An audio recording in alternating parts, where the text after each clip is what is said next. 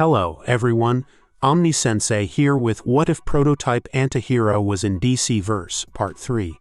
If you enjoy this content, please smash the like button.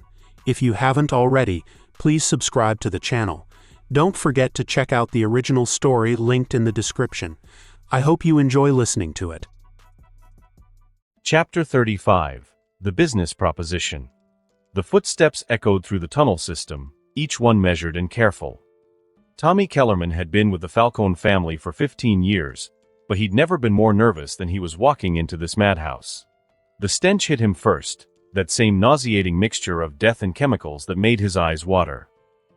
Then came the humming, some opera tune that drifted through the concrete corridors like a funeral song.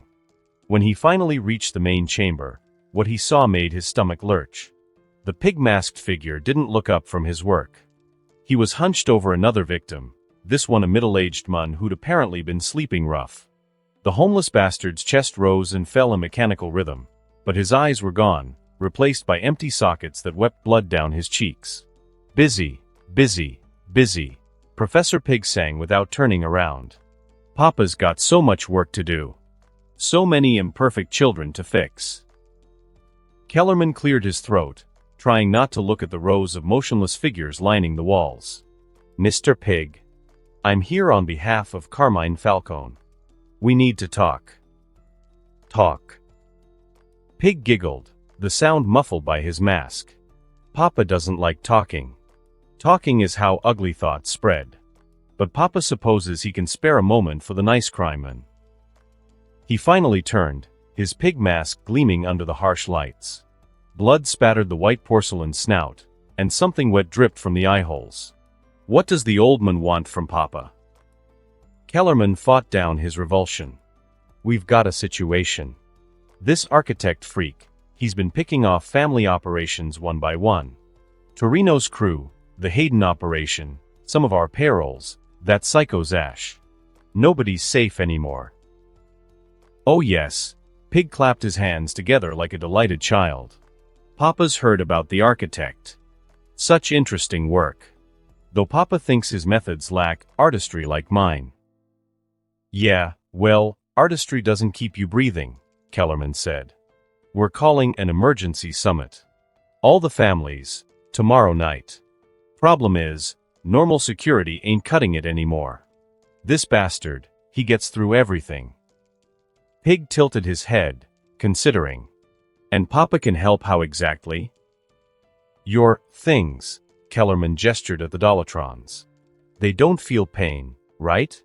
Don't get scared, don't run, don't think for themselves. That's what we need. At least before the heavy hitters are hired.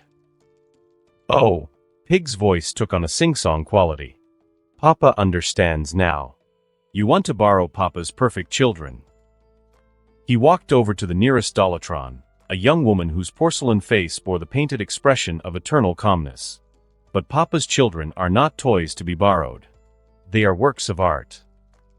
We're willing to pay, Kellerman said quickly.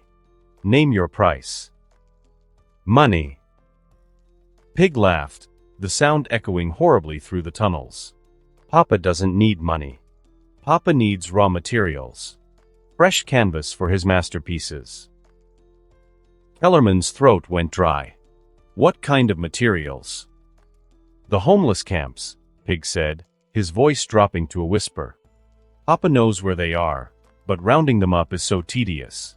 If the crime families could provide delivery service, Papa might be willing to part with some of his completed works. How many? Kellerman asked, hating himself for the question. 40 perfect children for 40 fresh canvases, Pig said, stroking the face of the nearest Dolatron. Papa thinks that's very fair. Kellerman looked at the rows of motionless figures, their painted faces all bearing the same creepy smile. Perfect soldiers who felt no pain, no fear, no hesitation. The summit's tomorrow night, he said finally. Warehouse District, Pier 18. Can you have them ready? Oh, Papa's children are always ready. Pig giggled. They live to serve. Literally. He walked over to a section of wall covered in photographs, before and after shots of his victims. Papa will send his very best. Dolatron 12 used to be a policeman, very strong. Dolatron 18 was a boxer before Papa fixed her angry thoughts. And Dolatron 31. He paused at a photo of a young man in military fatigues. He was a soldier. Very good at hurting people. Now he's very good at hurting people for Papa. Jesus, Kellerman muttered under his breath. No, no, Pig waggled a finger. Papa doesn't like that name. Too many ugly associations for Papa. Papa prefers to think of himself as an artist. A sculptor of souls. He moved to a corner of the chamber where several people lay unconscious on gurneys. These will be Papa's payment. The crime families will bring more, yes? Lots more. Papa has such big plans for expanding his collection. Yeah, sure, Kellerman said, backing toward the exit. Whatever you need. Wonderful. Pig clapped his hands again. Papa does so love making new friends. And the architect. He paused, considering. Papa would very much like to meet this architect. He sounds like such an interesting subject for study. As Kellerman hurried back through the tunnels, he could hear Pig's voice echoing behind him, that same opera tune from before. But now it sounded different, hungrier, more bloodthirsty. Like a spider singing to attract flies. Behind him, the Dolatrons stood in perfect formation, their consciousness trapped behind painted smiles, unable to warn anyone about what was coming. Unable to scream as their creator selected 40 of their number for tomorrow's assignment. Unable to do anything but watch as Professor Pig prepared to unleash his perfect children on an unsuspecting world. NB, I'm portraying the Dolatrons as individuals whose consciousness is still trapped inside them.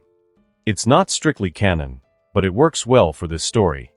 Chapter 36, Emergency Meeting.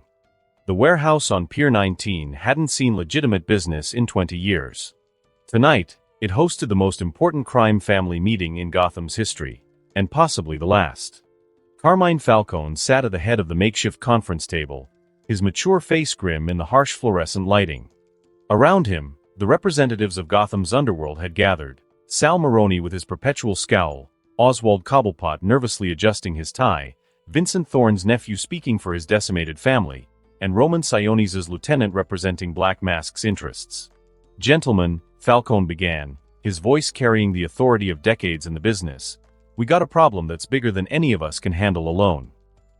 The 40 Dolatrons stood motionless around the warehouse perimeter, their porcelain faces reflecting the overhead lights. They'd been positioned at every entrance, every window, every possible point of infiltration. Perfect guards who felt no pain, no fear, and no hesitation. The architect, Maroni spat, ash falling from his trembling cigarette. Bastards been butchering us like we're nothing.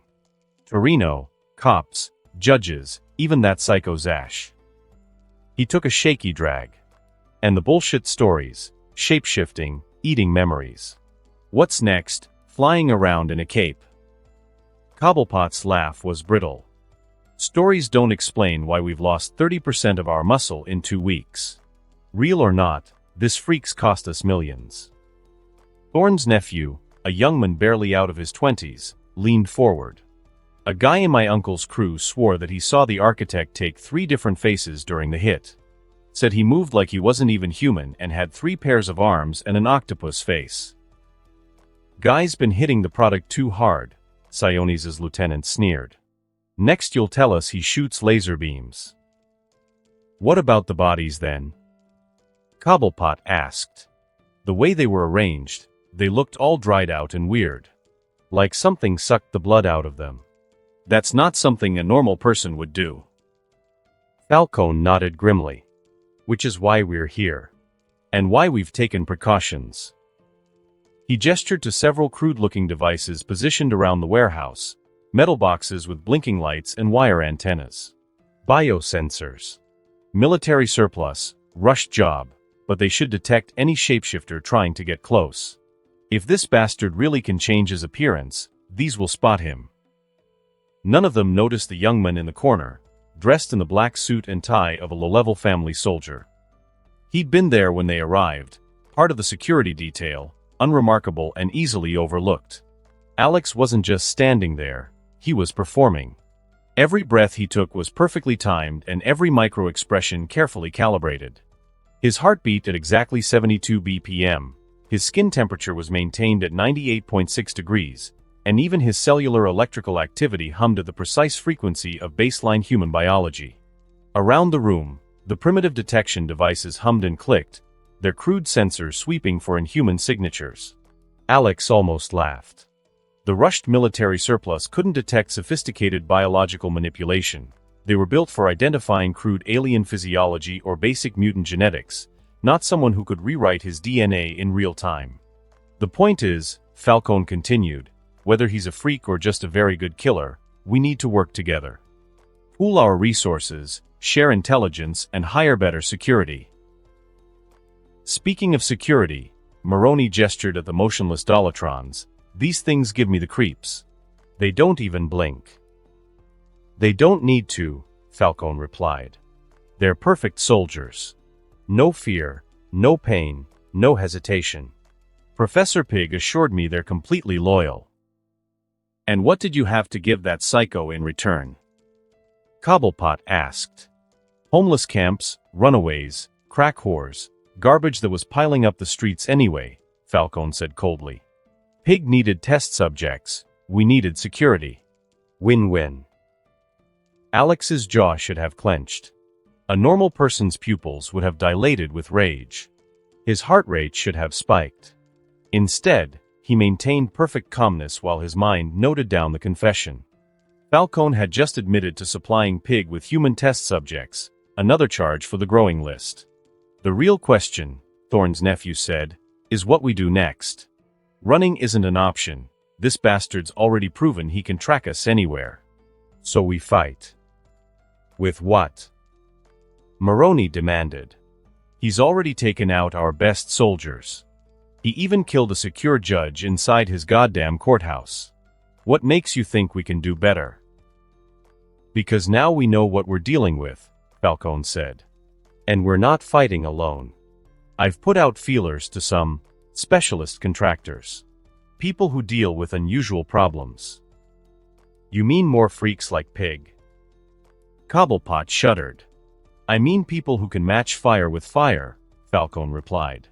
The architect wants to play monster? We'll show him what real monsters look like.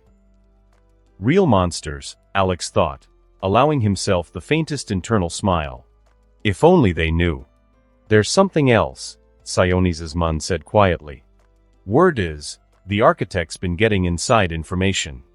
Knowing exactly where to hit, when to strike. Someone's been feeding him intelligence. The accusation hung in the air like a toxic cloud. Eyes darted around the table, the built-up trust dissolving into suspicion. You saying we got a rat? Maroney's voice was deadly quiet. I'm saying someone's been talking, the Mun replied. Either that, or this bastard's psychic. Alex maintained his position, but his enhanced hearing caught something interesting. Cobblepot's heart rate had just spiked, and there was a sudden surge of guilt-specific neurotransmitters in his sweat. The penguin was hiding something. Not collaboration, but definitely some kind of betrayal. More intelligence to file away.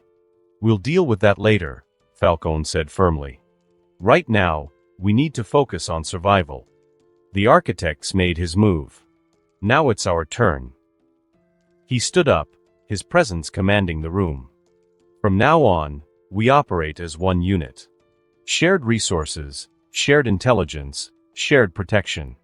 Anyone who breaks ranks gets fed to Pig. The others nodded, sealing their alliance with mutual fear rather than mutual trust. And if we're lucky, Falcone continued, maybe we'll get to meet this architect face to face. Show him what happens when you mess with Gotham's real power structure.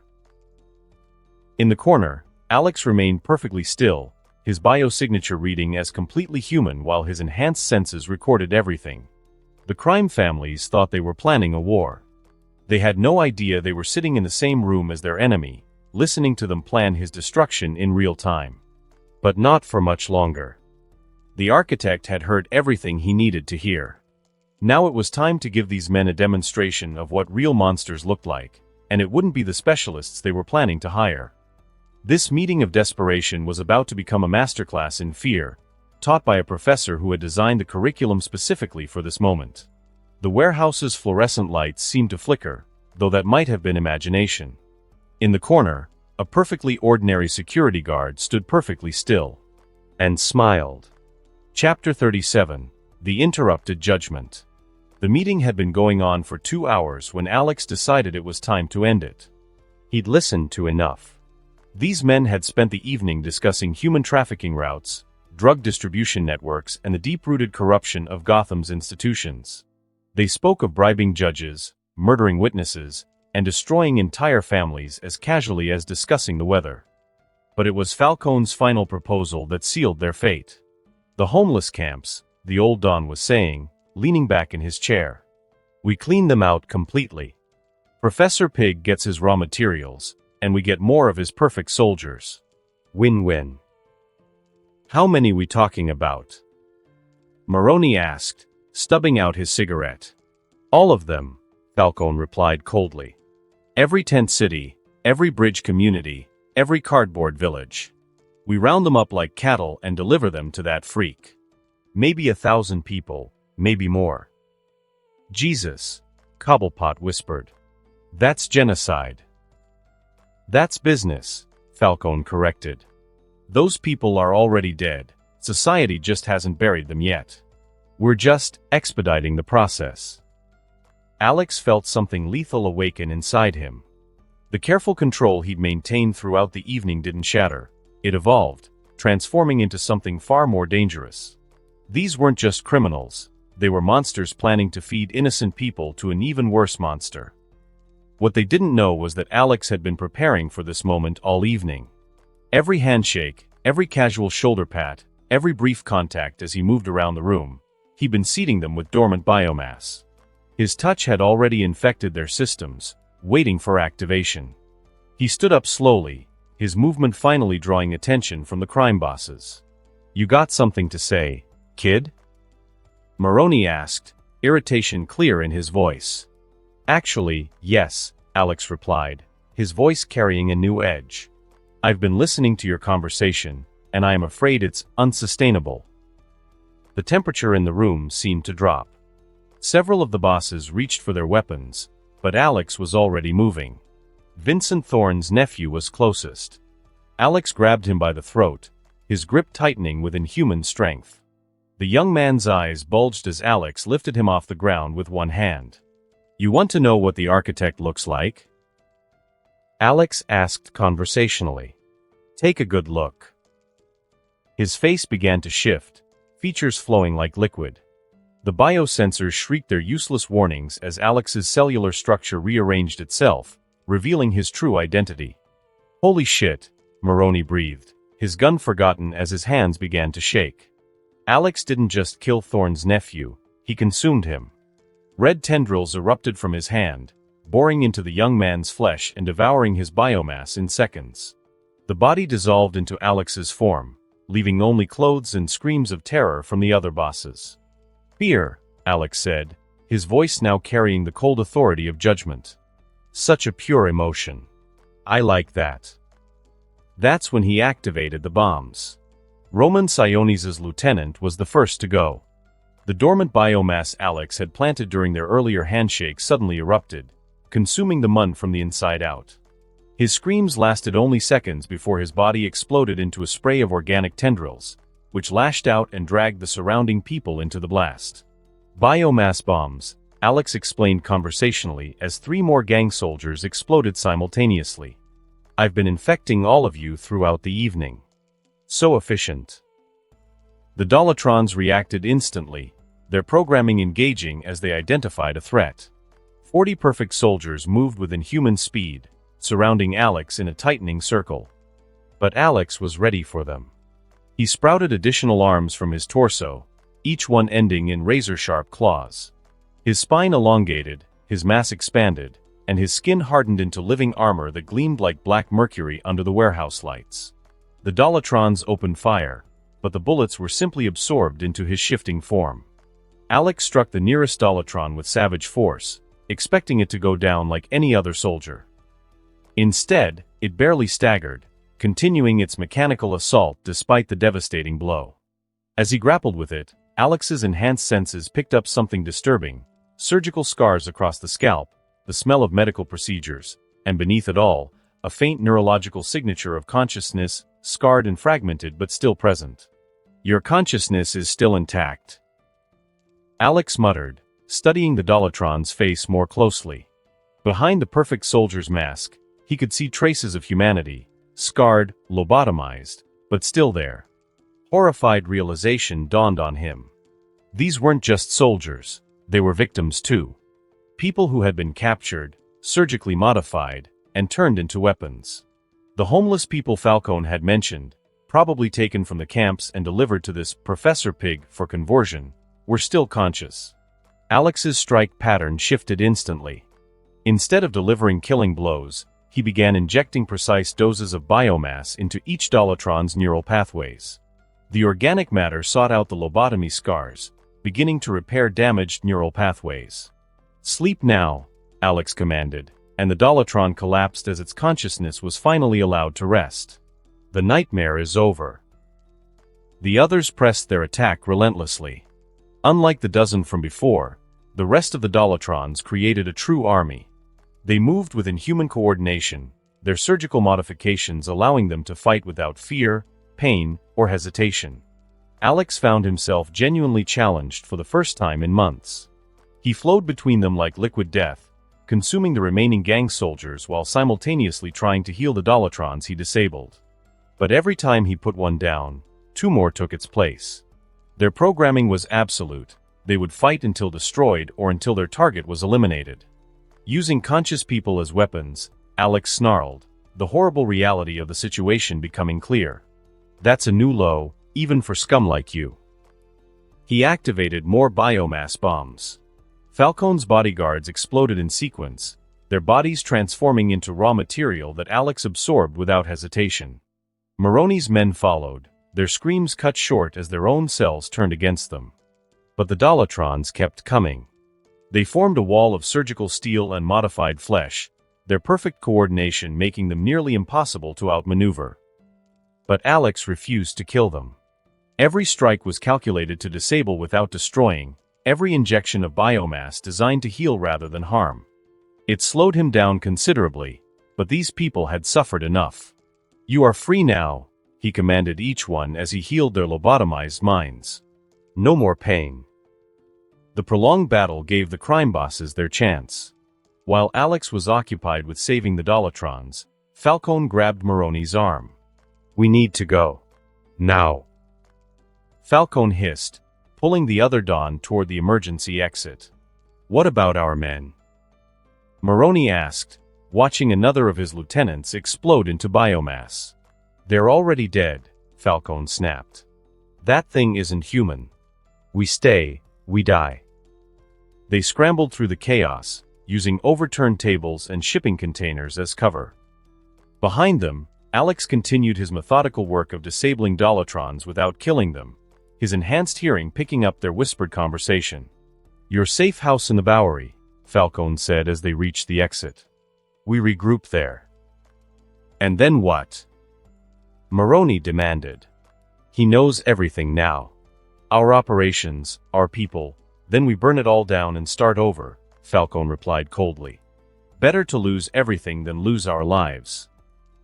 They disappeared into the night, leaving their empire to crumble behind them. Cobblepot tried to follow them, but Alex had saved a special biomass bomb just for the Penguin. The explosion was massive, consuming not just Cobblepot but the entire section of warehouse where he'd been hiding. When the organic matter settled, nothing remained but a crater in the concrete. The battle continued for another 20 minutes. Alex effectively disabled all 40 Dollatrons, refusing to kill a single one despite how much it complicated the fight. His biomass healed their surgical modifications, restoring their minds while putting their bodies into protective comas. Healing takes time, after all. When the warehouse fell silent, Alex stood among the carnage, his form slowly shifting back to a random human appearance. The floor was littered with the remains of gang soldiers and the peaceful forms of 40 sleeping Dolatrons, 40 souls finally free from their nightmare. Most importantly, the homeless camps would be safe. The genocide plan was dead with its planners, even if the leaders themselves had escaped. Falcone and Moroni had bought their lives by sacrificing their followers as human shields, but in Gotham, running only delayed the inevitable. The architect's work continued, and now it was personal. Chapter 38: The Welfare Foundation. Batman crouched in the shadows of the warehouse rafters, his cape blending seamlessly with the darkness above. He'd been watching for the past hour, having anticipated this meeting just as the architect had. If a vigilante with shape-shifting abilities could infiltrate the crime family's emergency meetings, then there's no way the world's greatest detective couldn't do the same. He'd positioned himself perfectly to observe and intervene if necessary, but what he witnessed challenged many of the assumptions he'd made about the architect. The elimination of gang leaders had been brutal but expected. The biomass explosions and the consumption of enemies were all consistent with the monster he'd been hunting. But when the Dolatrons attacked, everything changed. Batman watched through his cowl's enhanced optics as the architect fought 40 modified humans, never once delivering a killing blow. Each strike was to disable, each injection of biomass designed to heal rather than harm. The monster was capable of saving them. Fascinating, Batman murmured, his voice barely audible over the sounds of battle below. The architect could have slaughtered the Dolatrons in seconds, but instead, he demonstrated something far more remarkable. With accuracy, he repaired their shattered, lobotomized minds and gently guided their broken bodies into protective comas. His ability to reverse such profound neurological damage was nothing short of miraculous, a testament to the terrifying depth of his healing power. While the architect was busy healing the Dolatrons, Batman immediately gave chase to the escaping crime bosses. His grappling hook caught Falcone's vehicle 3 blocks away, and within minutes he had both Carmine Falcone and Sal Moroni in custody. "The GCPD will be very interested in your emergency summit," Batman growled as he zipped at the crime bosses. "Especially the part about genocide." After delivering Falcone and Moroni to Gordon, Batman returned to the warehouse. The scene was exactly as he'd observed, 40 sleeping figures arranged carefully on the floor, their breathing steady and peaceful for the first time in months. Batman activated his comm unit. "Gordon, I need emergency medical teams at my location. Multiple victims of surgical modification, but they're stable. Send the paramedics and Detective Montoya, she'll know how to handle this sensitively." As sirens wailed in the distance, Batman studied the sleeping faces of the Dolatrons. Homeless people, street kids, and the forgotten members of society that Professor Pig had twisted into weapons. The architect had given them back their humanity. "Interesting," Batman murmured, filing away this contradiction and ability in the architect's profile. 3 days later, Bruce Wayne stood in the spacious lobby of the newly established Dolatron Recovery Center, watching construction crews put the finishing touches on what would become Gotham's most advanced psychological rehabilitation facility. The building had been purchased and renovated in record time, with Wayne Industries' resources making the impossible seem routine. The medical equipment alone cost $12 million, Lucius Fox was saying, reviewing the facility specifications on his tablet. Not to mention the round-the-clock nursing staff, the specialized therapy rooms, the secure living quarters. "Money well spent," Bruce replied, his attention focused on the wing where the recovering Dolatrons were being housed. "These people deserve the best care we can provide." It had been his idea to establish the center, but Bruce had been very specific about who should lead the psychological recovery program. There was only one person in Gotham qualified to handle such complex trauma cases, the same psychology student who'd been consulting on the architect case. "Are you certain about Dr. Thorne?" Lucius asked, following Bruce's gaze.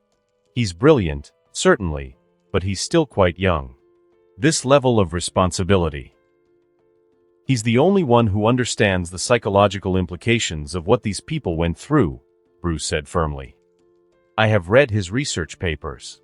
His expertise in criminal pathology and trauma recovery makes him uniquely qualified." What Bruce didn't mention was his growing interest in Alex Thorne as a potential ally. The young man's brilliant insights into criminals and his belief in law and justice, combined with his genuine dedication to helping victims, made him exactly the kind of person Batman needed in his network. But that same combination of intelligence and moral conviction could just as easily lead someone down a darker path if they became disillusioned with the system. Bruce had seen it happen before, brilliant minds twisted by trauma and frustration into something dangerous. He'd rather have someone like Alex Thorne, whom he could guide and monitor, ensuring their talents were used for good rather than vengeance. Alex emerged from the main therapy wing, carrying a thick folder of patient files. He'd been working 18-hour days since the center opened, personally overseeing each patient's recovery process. His dedication was admirable, if somewhat obsessive. "Mr. Wayne," Alex said, approaching with that easy smile that never quite reached his eyes. "I wanted to thank you again for making this possible. The progress we're seeing is remarkable." "I'm glad to hear it," Bruce replied, studying the young man's face. "How are they responding to treatment?" "Better than expected," Alex said, opening his folder. 40 patients in total, all showing significant improvement.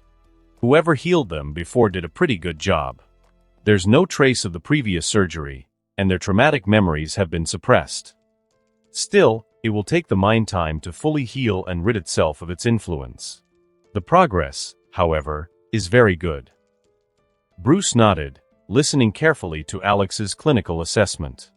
"Have any of them recovered memories of their captor?" Alex's expression grew serious. "Several have. The memories are disturbing. Professor Pig, that's what they called him, wasn't just performing surgery.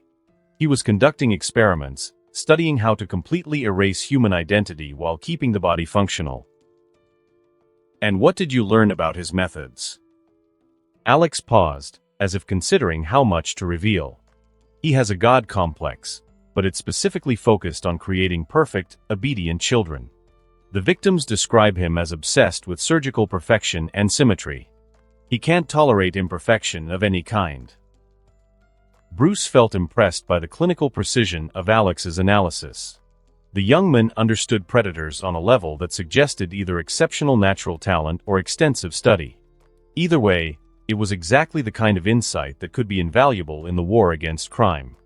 "Where do you think he might be now?" Bruce asked. "Gone," Alex said without hesitation. "Men like Pig don't adapt well to failure. Having his perfect creations taken away would be mentally devastating. He's either fled the city or—" Alex trailed off, then shook his head. "I'd rather not speculate." "Of course," Bruce said smoothly. "I don't want to keep you from your patients. But I was wondering, would you be interested in consulting on some other cases? Wayne Industries has been developing a criminal psychology database, and your insights could be invaluable." Alex's eyes lit up with genuine interest. "What kind of cases?" "Unusual ones," Bruce replied. "Cases where traditional profiling methods fall short. Like the architect." For just a moment, Bruce thought he saw Alex's academic excitement intensify, the look of someone genuinely fascinated by a complex psychological puzzle. It was exactly the kind of enthusiasm Bruce wanted to see channeled constructively. "The architect," Alex repeated thoughtfully. "Yes. We have discussed this one before. The vigilante who's been eliminating crime families. I've been following that case in the news. Fascinating psychological profile." "Oh? What's your assessment?" Alex was quiet for a long moment, as if choosing his words carefully. "Highly intelligent, methodical, with a strong sense of justice that's been twisted by trauma.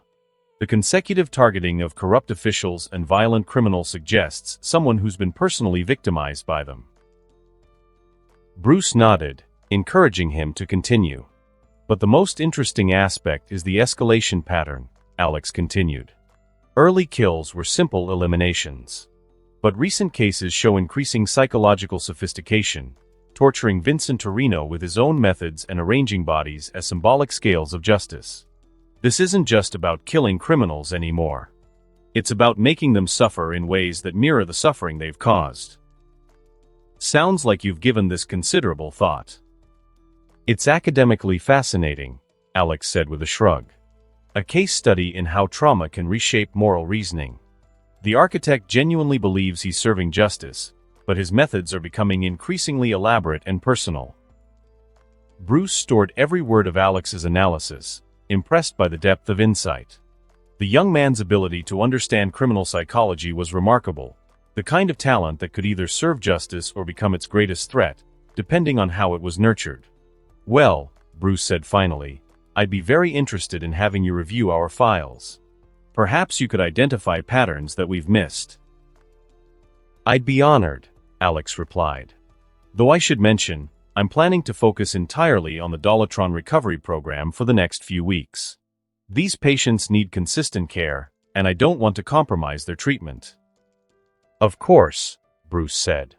"Their recovery is the priority." As Alex walked back toward the therapy wing, Bruce watched him go with growing conviction. The young man was brilliant, dedicated, and deeply committed to helping victims of trauma. He was also exactly the kind of person who could become either Batman's greatest ally or a dangerous enemy, depending on how life shaped him. But for now, Alex Thorne was exactly where Bruce wanted him, under mentorship and guidance, working with victims and channeling his insights toward healing rather than revenge. If Bruce could nurture that compassion while providing proper outlets for Alex's analytical brilliance, he might gain an invaluable ally in the war against crime. The Dollatron Recovery Center represented more than just Wayne Industries' commitment to victim services. It was an opportunity to shape a remarkable young mind toward the light rather than letting it drift toward darkness. The question was, could Bruce guide Alex's development before the harsh realities of Gotham's corruption tested his faith in justice? Notes: it's nearly impossible to reverse the process once someone becomes a Dollatron. Batman weighed his options and chose to let the architect heal, rather than stop him. Chapter 39: The Workshop Seizure. The abandoned subway tunnels beneath Gotham's industrial district had been forgotten by the city decades ago, their entrances sealed with rusted metal. But Professor Pig had found them and made them into something far worse than their original purpose. The architect moved through the shadows, following the scent trail he'd picked up from the crime family meeting. Pig's distinctive smell, a mix of antiseptic, blood, and something else, something rotten, had led him through 3 different hideouts before ending here. Classical music drifted from deeper in the tunnel. Wagner's Ride of the Valkyries played loud enough to mask screams. Alex pressed himself against the curved tunnel wall, biomass shifting to match the concrete texture perfectly. Through the reinforced glass of Pig's new workshop, he could see the monster at work. Professor Pig stood over an operating table, his pig mask gleaming under the bright surgical lights. The grotesque latex mask bobbed as he hummed along to the music, scalpel dancing in his gloved hands.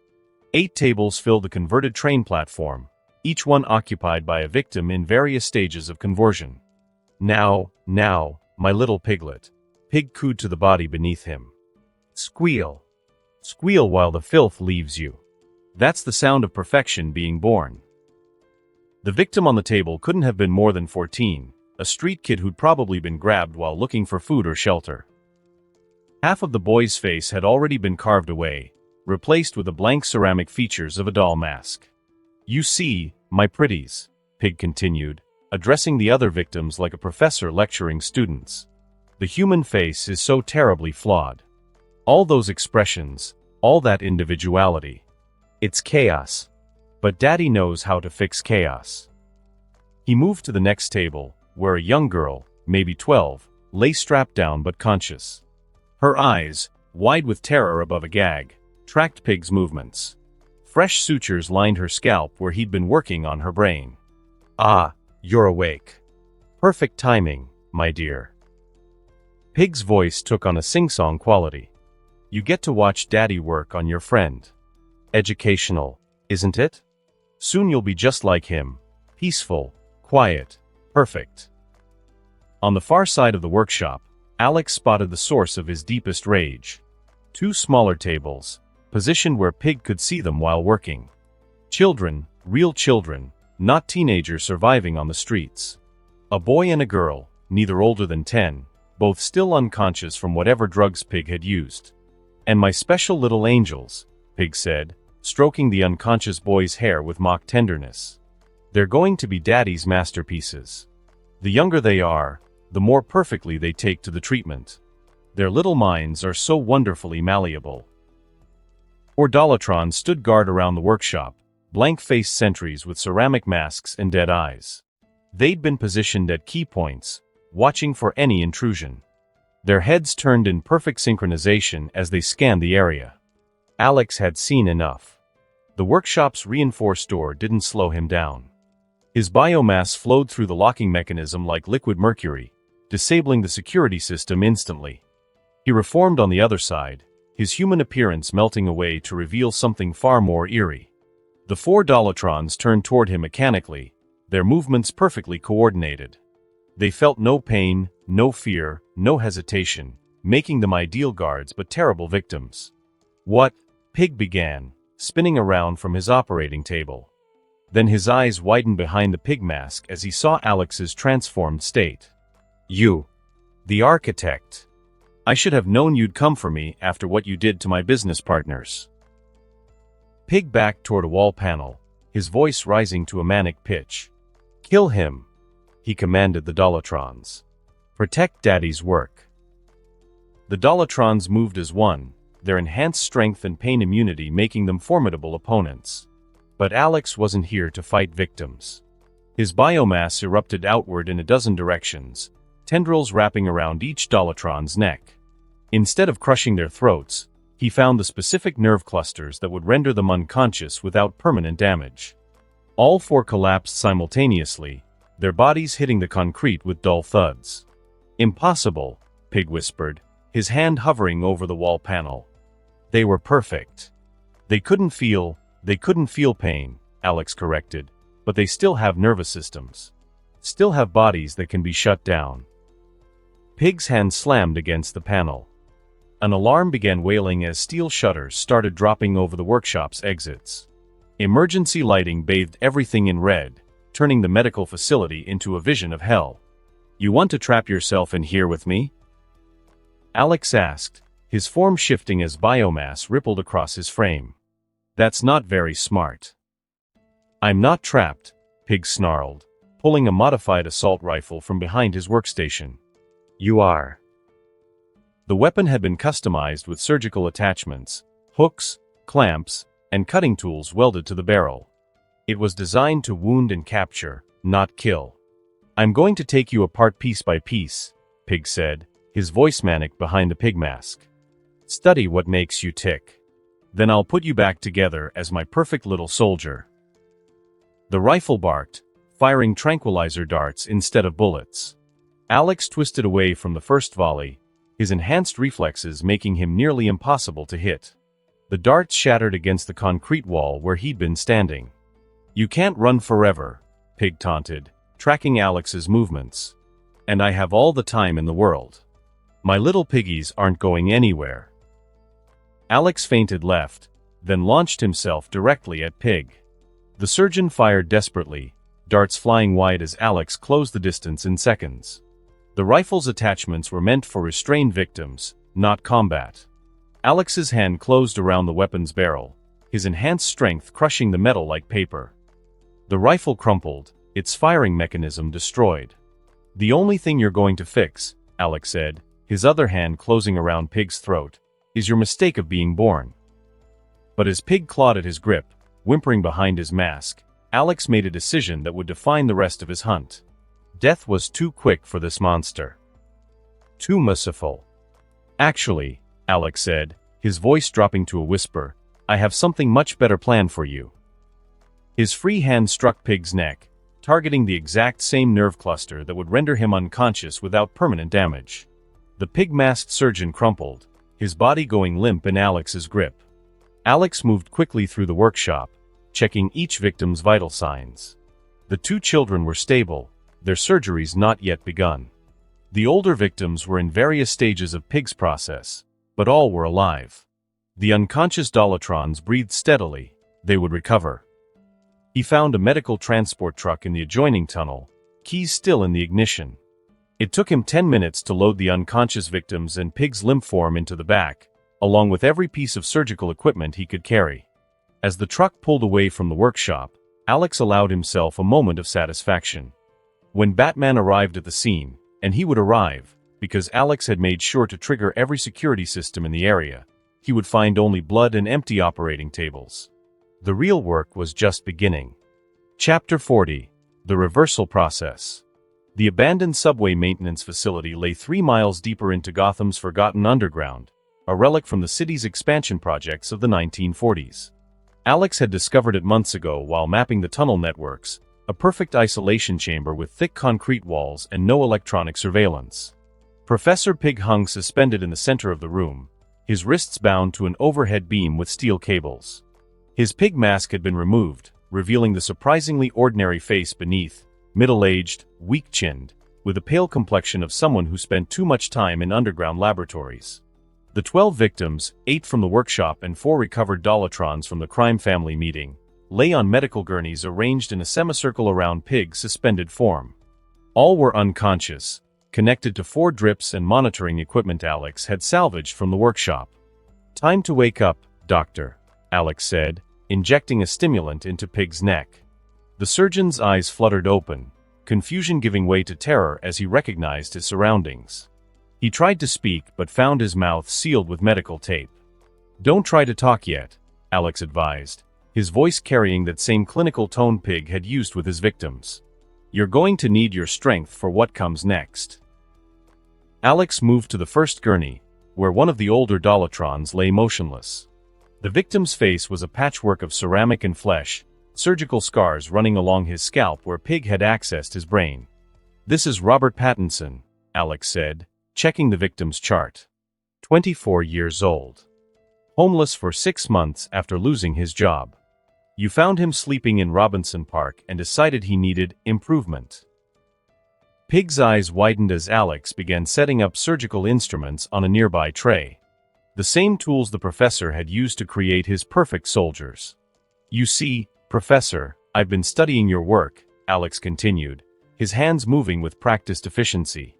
"Your surgical techniques, your understanding of neural pathways, your methods for personality suppression. Quite impressive, really. Almost artistic." Alex picked up a scalpel, testing its edge against his thumb. A thin line of blood appeared, then vanished as his enhanced healing factor took effect. "But there's one small problem with your art," Alex said, moving closer to Robert's unconscious form. "It's reversible." The tape across Pig's mouth muffled his scream as Alex began the first incision. Not to damage, but to repair. His enhanced senses guided the blade like an experienced surgeon, following the exact path of Pig's original surgery but in reverse. "You used a combination of surgical lobotomy and chemical suppression," Alex explained, his voice conversational despite the delicate work. "Severing specific neural connections while flooding the brain with inhibitors. Crude but effective." The scalpel moved deeper, seeking the tiny wires and chemical reservoirs Pig had implanted. Alex's biomass flowed through his fingertips, serving as both surgical tool and biological scanner. "The beauty of the human brain," Alex continued, carefully extracting a wire no thicker than a hair, "is its plasticity.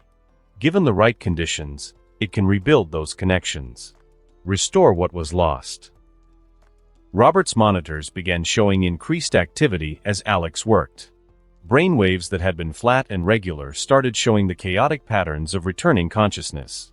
"Of course, the process is uncomfortable," Alex said, injecting a neural stimulant directly into Robert's temporal lobe. "But I'm sure you understand the necessity of suffering for art." Behind him, Pig was hyperventilating, his muffled sounds growing more frantic as he watched his perfect creation being destroyed step by step. Robert's eyes opened. They stared at nothing for long moments, pupils dilated and unfocused. His breathing was shallow, mechanical, the respiratory pattern of someone whose autonomic functions had been chemically regulated for months. Then his face twitched. A slight movement, barely perceptible, but the first sign of returning neural activity. "Robert," Alex said softly, not touching him.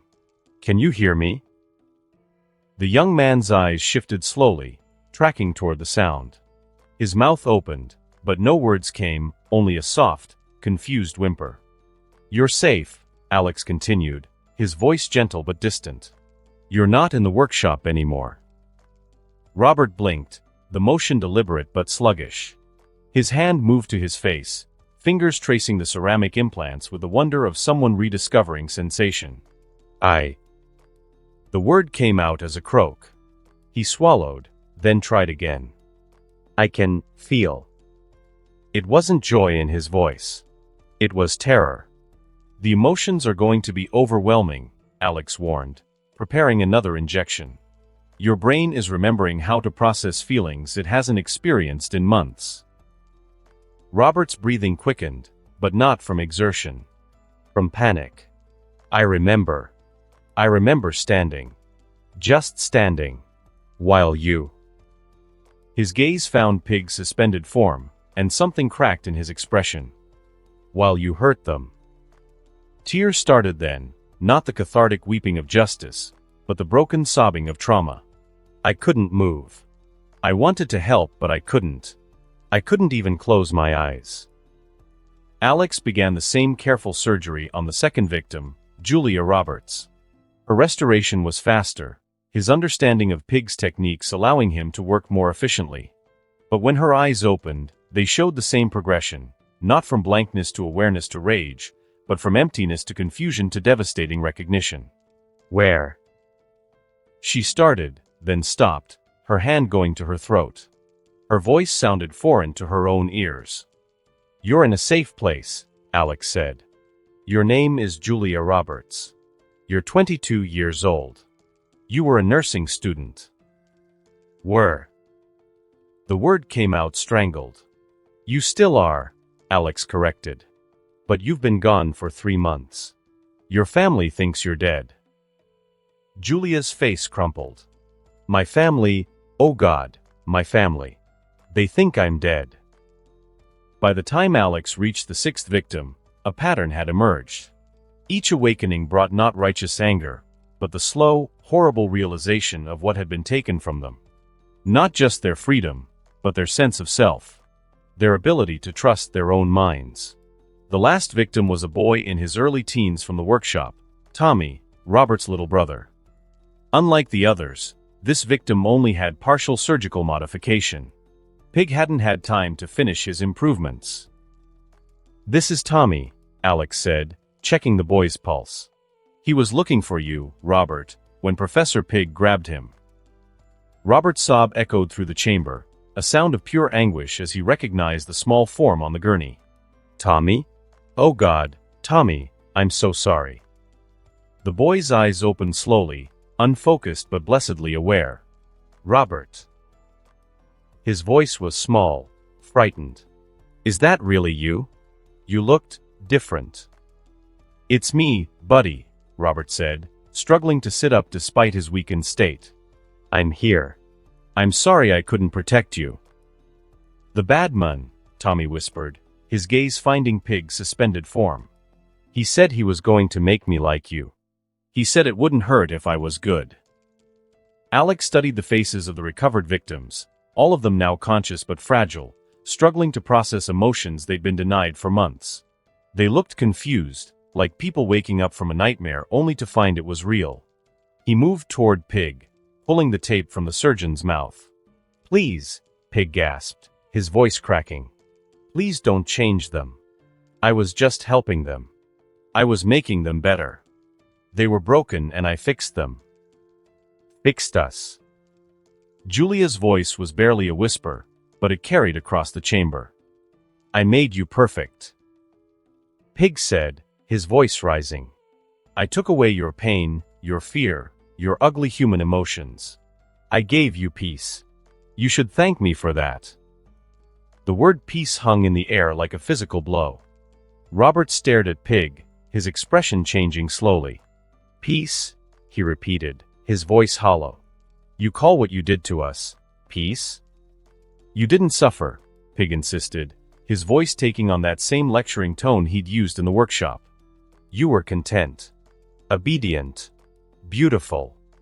Masterpieces. I watched you torture children, Robert said, his voice growing stronger. I watched you cut into a little girl while she screamed, and I couldn't even blink. You call that peace? You weren't burdened by something useless like empathy, Pig replied. You were free from the chaos of human emotion. Julia sat up suddenly, her movements jerky but determined. Free. Her voice cracked. You sick bastard. What have you made us do? How am I supposed to face my family now after everything I have done? Your family will thank me, Pig said with genuine conviction. When they see how perfect you've become, perfect. The word came out as a scream from David, another victim. You turned me into a thing. A puppet. I couldn't even remember my own name. Names are just labels, Pig said dismissively. I gave you something better. Purpose and order. Wasn't that enough? That's when something changed in the chamber. The victims had been broken, confused, struggling with their returning humanity. But now, faced with their torturer's complete lack of remorse, something else began to emerge. You think, Robert said slowly, that what you did to us was a kindness? I know it was, Pig replied. The world is chaos. Ugly, painful chaos. I created order from that chaos just for you. Lisa, another woman who had been silent until now, let out a sound that might have been laughter if it hadn't been so broken. Better? I stood and watched while you operated on people without anesthesia. I watched you saw through bone while they screamed. And I felt nothing. Nothing at all. Exactly. Pig said, his eyes lighting up with manic enthusiasm. You get what I am saying, right? No pain, no fear, no unnecessary suffering. Just beautiful, perfect obedience. The change was subtle at first, a tightening around the victim's eyes, a shift in their breathing. The broken confusion was condensing into something harder, more focused. You made me watch, Julia said, trembling. I saw what you did. I felt nothing. I couldn't look away. I couldn't cry. I couldn't scream. You turned me into something that just watched. I freed you from the burden of caring, Pig said, as if explaining something to a child. Caring is what makes humans weak. It is ugly and imperfect. Caring, Robert said, his voice now steady and cold, is what makes us human. Humanity is a disease, Pig replied. And I was the cure. That's when the dam broke. Robert tried to stand, his legs shaking but his voice strong. I was in hell, Robert snarled. And you put me there. Julia was standing now too, her hands clenched into fists. We were victims, David said, his voice carrying a rage that had been building for months. We were your victims, and you're sitting there talking about it like it was some sort of divine gift. It was a gift. Pig screamed. I gave you beauty. I gave you an order. You gave us nothing. Lisa's voice cut through his protests like a blade. You took everything from us and called it improvement. The victims were all standing now, their earlier expressions replaced by something much more dangerous.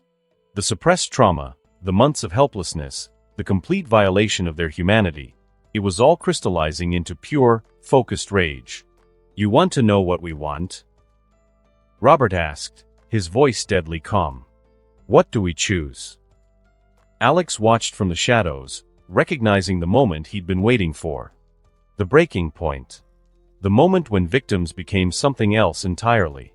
We want, Julia said, her voice carrying the weight of months of suppressed screams, to show you exactly what you showed us.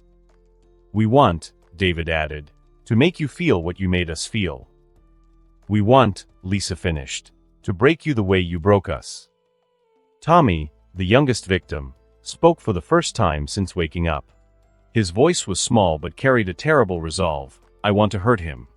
I want to hurt him really bad.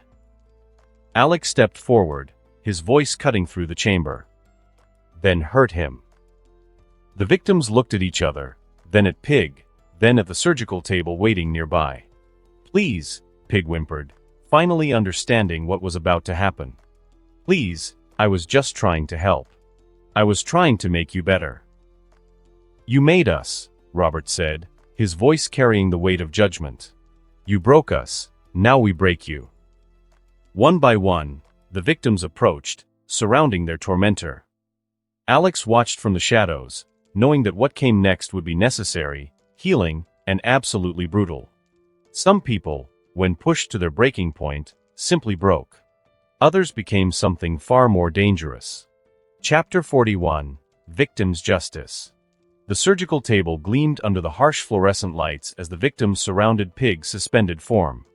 Alex had positioned it deliberately, the same medical equipment, the same restraints, and the same sterile environment that Pig had used to create his perfect soldiers. "Please," Pig whispered as Robert and David began working on his restraints. "You don't understand what you're doing. You're not killers. You're good people. I made you good. Good people." Julia's voice was ice-cold as she tested the leather straps on the surgical table. "You will soon find out how good we are."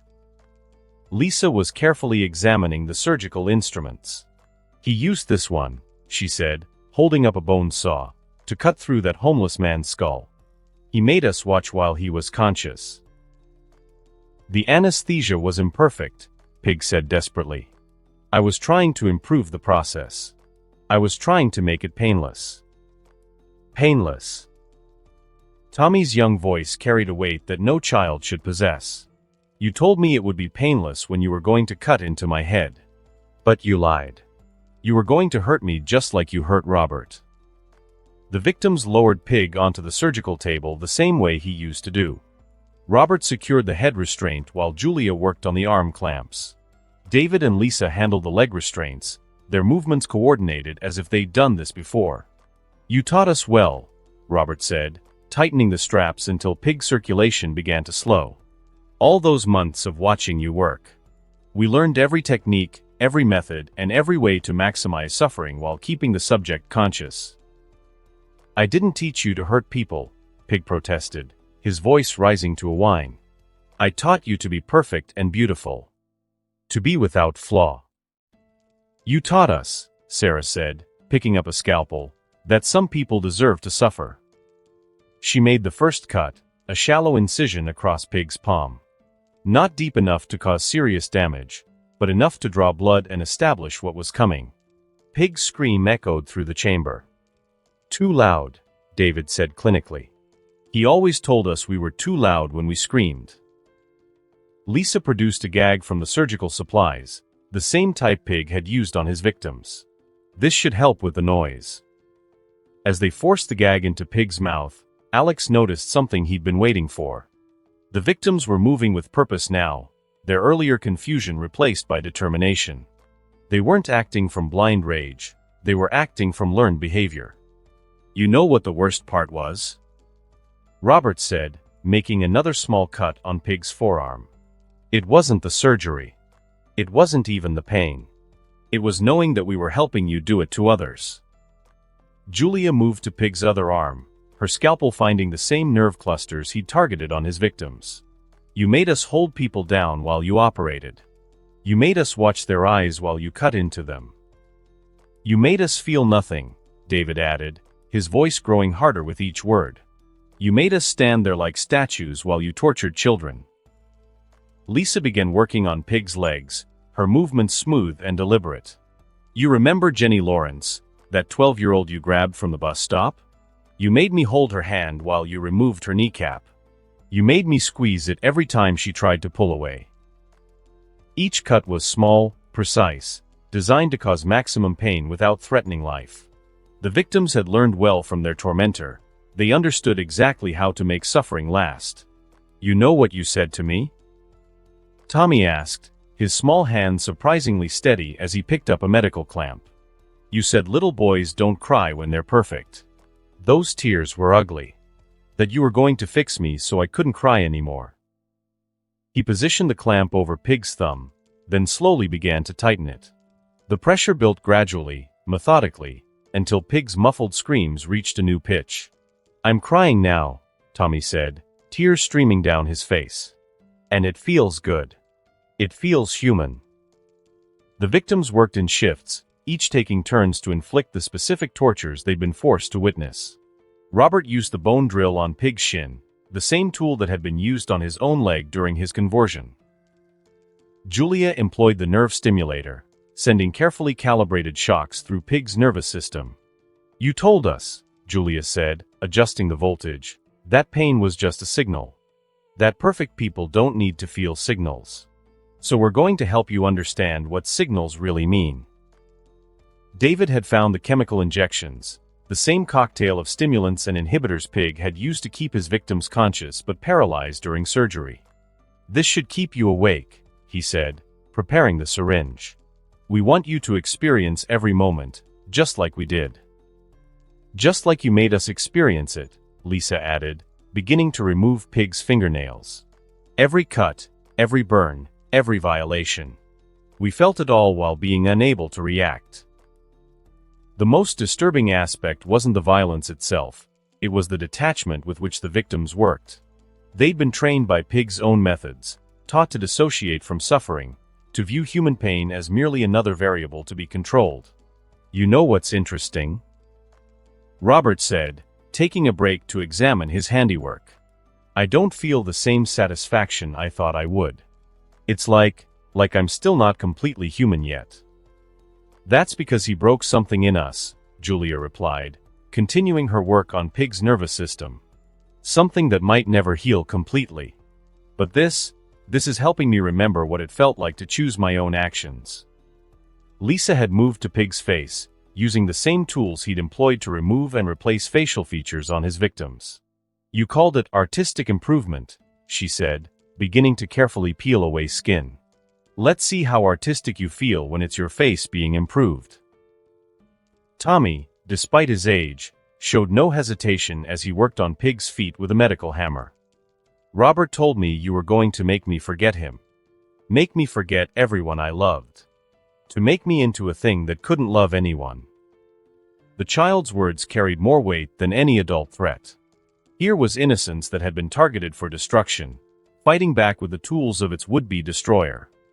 The victims continued their work for what felt like hours, each taking their turn to inflict the specific horrors they'd been forced to witness. You're probably wondering why we're not killing you, Julia said, cleaning blood from her hands with the same methodical care Pig had always shown. Why we're not ending this? Because death would be mercy, David replied, beginning to bandage some of the wounds to prevent Pig from bleeding out. And mercy is something you never showed us. Besides, Tommy added, his young voice carrying ancient wisdom, you taught us that some improvements take time. That perfection requires patience. Robert stepped back from the table, examining their work with critical eyes. I think we've learned enough for now. We understand what you put us through. We understand what it means to have power over someone helpless. And we understand, Julia said, that we never want to become what you were. This isn't who we are. This is just necessary. Alex watched from the shadows as the victims cleaned their tools and prepared to leave. They'd gotten what they needed, not just revenge, but understanding. They'd faced their tormentor and proven to themselves that they could choose their own actions, their own fate. But most importantly, they'd learned to feel again. The tears on their faces weren't just from pain or anger, they were from the recognition of their own humanity, returned to them through the act of choosing their own violence. Pig lay on the surgical table, alive but broken, his body a map of precisely inflicted suffering. His eyes showed the same blank terror his victims had experienced, the same helpless awareness that had characterized their ordeal. We're done, Robert announced, his voice carrying finality. We've seen enough. The victims began filing out, each taking one last look at their tormentor before disappearing into the tunnels. Tommy was the last to leave, his small hand touching Pig's bandaged arm. I forgive you, the child said simply. Not because you deserve it, but because I don't want to carry you with me anymore. Then he was gone, leaving only Alex and the broken surgeon in the underground chamber. Alex approached the surgical table, looking down at Pig's mangled form. The professor's eyes tracked his movement, showing recognition mixed with terror. They're better than you, Alex said quietly. They chose to stop. They chose mercy, even after everything you did to them. He began preparing new surgical instruments, his movements carrying the same experience the victims had shown. But I'm not them, Alex continued, his voice dropping to a whisper. I don't choose mercy. I choose justice. And justice, Professor, is going to last forever. Chapter 42. The Perfect Prison. The chamber fell silent after the victims departed, leaving only the sound of Pig's labored breathing and the steady drip of blood onto the concrete floor. Alex approached the table where the professor lay broken, his body a canvas of grotesque wounds that would heal eventually. But healing wasn't part of the plan. "They showed you mercy," Alex said, his voice carrying the weight of finality. "They chose to remain human. I choose to remain just." Pig's eyes tracked Alex's movements as he wheeled over a new set of surgical instruments, tools that gleamed with sharpness, each one selected for a specific purpose. The professor's mouth worked soundlessly around the gag, trying to form words that would never come. "You know what your greatest fear is, Professor?" Alex began, laying out scalpels in perfect parallel lines. "It's not death. It's not pain. It's imperfection. It's the idea that your art could be flawed, asymmetrical, or wrong." The first incision was deliberate, a clean line across Pig's forehead. But instead of the clean, precise lines Pig himself preferred, Alex made it slightly crooked, deliberately imperfect. The professor's eyes widened in horror as he realized what was happening. "I'm going to give you exactly what you fear most," Alex continued, making another cut, this one angled incorrectly. "I'm going to make you perfectly imperfect." From his biomass, Alex produced a series of photographs, images of victims Pig had tortured, life he destroyed in his quest for twisted perfection. Julia Roberts, Robert Pattinson, David Beckham, Lisa Adams, Tommy, Jenny Lawrence, and dozens of others whose names Pig had never bothered to learn. Each of them had a face, Alex said, selecting the first photograph. Each of them had features that made them unique, human, and beautiful in their imperfection. "You tried to erase that. Now you're going to wear it." The biomass began to reshape itself, forming surgical tools that no human doctor had ever conceived. Alex started with Julia's photograph, using his shape-shifting abilities to craft a perfect replica of her nose from extracted cellular material. But when he grafted it onto Pig's face, he positioned it slightly off-center, creating a grotesque asymmetry. Pig's muffled screams filled the chamber as Alex worked, each new facial feature added with deliberate imprecision. Robert's eye, placed where Pig's left should have been, but rotated 15 degrees clockwise. David's mouth was grafted below Pig's own, creating a horrifying second set of lips that whispered the names of the dead. "You see, Professor," Alex said, pausing to examine his work, "you understood pain, but you never understood horror. Pain ends. Horror is permanent." The process continued for hours. Lisa's ear, attached to Pig's temple at an impossible angle. Tommy's small hand, grafted to Pig's forehead like a grotesque crown. Jenny's foot, somehow made to protrude from Pig's left cheek, the toes wiggling with independent life. Each addition was kept alive through Alex's biomass manipulation, creating a patchwork creature that defied natural law. Pig's original features remained, but they were now surrounded by a chaotic collection of his victims' body parts, each one a reminder of a life he tried to erase. "The beautiful thing about biomass," Alex explained as he worked, "is that it doesn't follow conventional rules. These parts will never rot, never die, and never give you peace. They'll be part of you forever, feeling everything you feel, experiencing every moment of your existence." As the grafting continued, Alex began carving names into Pig's skin with a scalpel heated to prevent immediate healing. Each letter was deliberately malformed, the writing crooked and uneven. The names of the dead and the living, etched into flesh that would regenerate around the scars, making them permanent. "You collected faces," Alex said, adding another pair of lips to Pig's chin. "Now you get to wear them all."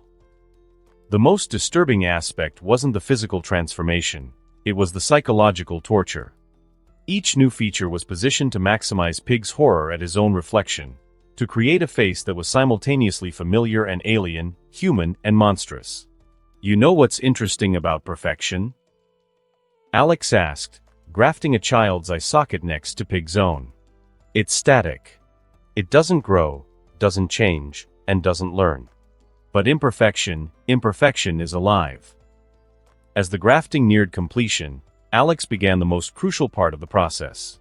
Using his biomass abilities, he severed Pig's spinal cord at the base of his neck, leaving only enough neural connection to maintain consciousness and basic life functions. The professor's body went limp, but his eyes remained alert, tracking Alex's movements. "I'm going to show you something," Alex said, producing a small mirror from the side. "I want you to see what you've become." He held the mirror in front of Pig's face, watching as the professor's eyes widened in absolute terror.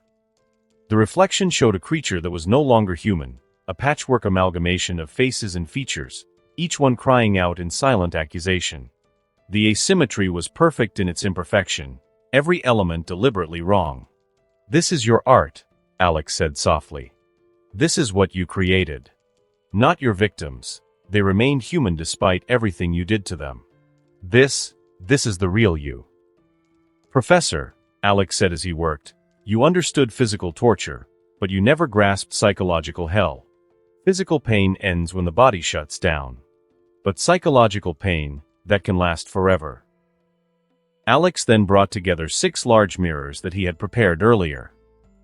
He positioned them carefully, forming a cube with each mirror as one face. Then biomass wrapped around the edges, reinforcing the structure and holding everything in place. The cube was just big enough for a person to fit inside, and once sealed, the mirrors would reflect endlessly, showing every angle, every detail, every flaw from all directions at once. Alex had designed it so that no matter where Pig looked, he would see his own transformed face staring back, dozens of reflections, each one showing a different angle of his grotesque new appearance. "The beauty of this design," Alex explained, making final adjustments to the mirror angles, "is that it's not static. As you try to look away, you'll see new reflections, new angles, even new combinations of your victims' faces. You'll never be able to unsee what you've become." The final step was the most crucial. Alex used his biomass to remove Pig's eyelids, grafting them to his temples where they would serve no purpose except as another reminder of his transformation. Without eyelids, Pig would be unable to close his eyes, unable to block out the reflections that would surround him. "You'll never sleep again," Alex said, positioning Pig in the center of the mirrored cube and attaching him to a small bio-life sustainer. "You'll never rest, never escape, never find peace. You'll spend eternity looking at what you've become, seeing your victims' faces staring back at you." The small bio-life sustainer was built for that purpose, ensuring Professor Pig stays alive for a very long time by gradually releasing the immense compressed energy stored within it. "You know what's funny?" Alex said, lifting the sealed cube. "You thought you were creating art. But art is meant to be seen, appreciated, understood. No one will ever see you again. You'll exist in perfect isolation, the only audience for your own horror." The cube was remarkably light despite its contents, the mirrored surfaces reflecting the bioluminescent lights placed at all corners. Inside, Pig's breathing created the only sound, rapid, panicked inhalations that would slow over time but never stop. Alex carried the cube through the tunnels, past the abandoned subway stations and forgotten infrastructure of Gotham's underground. He had chosen the final destination carefully, a place where the professor's screams would never be heard, where his prison would never be found. The Gotham Bay Abyss was a natural trench that plunged deeper than any building was tall, its waters black and crushing. Alex had modified the cube to withstand the pressure, to maintain its integrity even at the ocean's deepest point.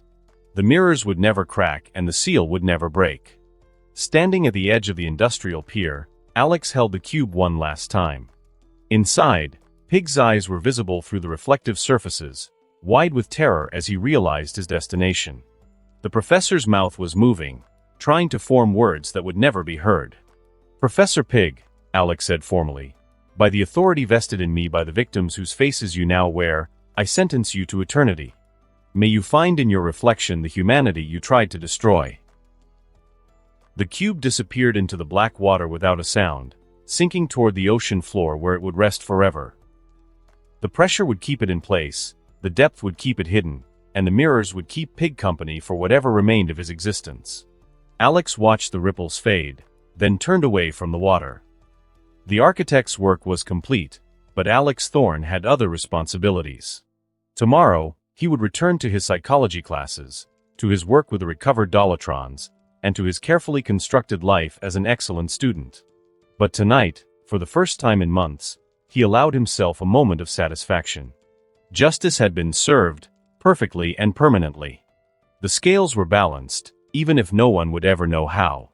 In the depths of Gotham Bay, surrounded by crushing darkness and perfect reflections, Professor Pig began an eternity of seeing exactly what he had become. And in that perfect horror, there was perfect justice. The architect's message was clear: some crimes demanded more than death. They demanded truth, reflection, and the terrible weight of permanent consequence. And in the morning, when the sun rose over Gotham, one less monster would walk its streets. Chapter 43: The Ripple. The Gotham University Psychology Department buzzed with unusual energy as Alex arrived for his morning lecture. Students clustered around newspaper stands, their voices mixing excitement with unease. The headline screamed variations of the same story: Dollatron victims testify, Professor Pig's reign of terror exposed. Alex purchased a copy of the Gotham Gazette, scanning the front page as he walked. The article detailed the testimonies of Pig's recovered victims, their accounts of torture and mental manipulation, painting a picture of horror that had shocked even Gotham's worn-down population.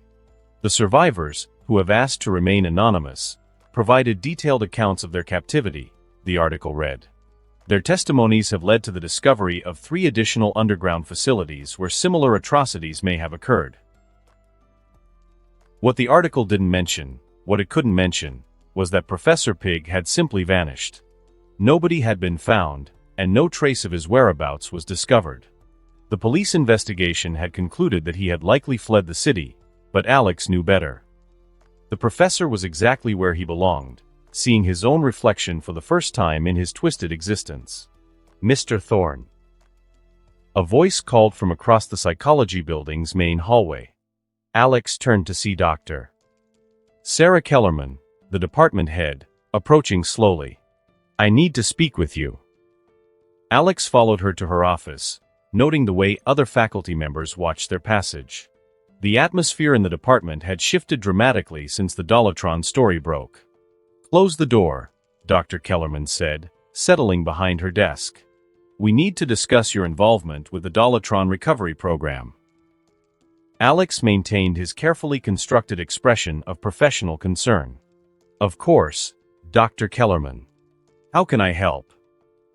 "The victims you've been working with," she began, pulling out a thick file. "Their recovery rate has been unprecedented. In 3 weeks, you've achieved psychological breakthroughs that should have taken months, if not years." "They're remarkably resilient individuals," Alex replied. "Sometimes trauma survivors possess an inner strength that—" "Spare me the clinical speak," Dr. Kellerman interrupted. "I've been doing this for 20 years, and I've never seen anything like what you've accomplished. These people were broken at a fundamental level, their personalities fractured, their memories scrambled, their basic humanity stripped away. Yet somehow, you've managed to restore not just their cognitive function but also their emotional capacity." Alex chose his words carefully. "I've been using some intensive therapeutic techniques. The standard approaches weren't sufficient for the level of trauma they experienced. Sometimes healing just takes time, and the right environment can accelerate natural recovery processes. In addition, they were in a better state than I hoped when I received them." "Intensive how?" Dr. Kellerman leaned forward. "Because I've reviewed your session notes, and while they're thorough, they don't explain the results you're achieving." The truth was that the architect had already done most of the work. During the night after their confrontation with Pig, he had used his biomass abilities to carefully repair damaged neural pathways, to restore memories that had been surgically suppressed, and to literally rebuild the connections that made his patients human. Alex's therapy sessions were simply helping them process and integrate what had already been healed. "I've been supplementing traditional therapy with immersive memory reconstruction exercises," Alex said, "helping them piece together their experiences in a controlled environment, allowing them to process trauma without being overwhelmed by it. The human psyche has remarkable self-healing properties when given the right conditions." Memory reconstruction. Dr. Kellerman's eyes showed interest. "That's cutting-edge work. Have you considered publishing your methodology? The psychological community would be fascinated by your results." "I'm still refining the process," Alex replied. Each patient requires a customized approach based on their specific trauma patterns. It's more art than science at this point. Dr. Kellerman nodded approvingly. That's the mark of a natural therapist. You have an intuitive understanding of the human psyche that can't be taught in textbooks. There's something else, she continued, opening another file. Bruce Wayne personally requested your involvement in this program. He specifically asked for you, by name, despite the fact that you're still a graduate student. He's been quite impressed with your work.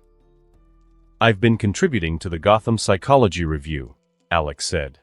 My work on criminal pathology has gained some attention in academic circles. Mr. Wayne has been funding research into trauma recovery, so it's natural he'd be aware of emerging therapists in the field. It's quite fortuitous that we had someone with your expertise available when these victims were discovered. Dr. Kellerman noted with admiration. Before Alex could respond, his phone buzzed with a text message. The sender was listed as B. Wayne, and the message was brief: impressive work with the Dollatron patients.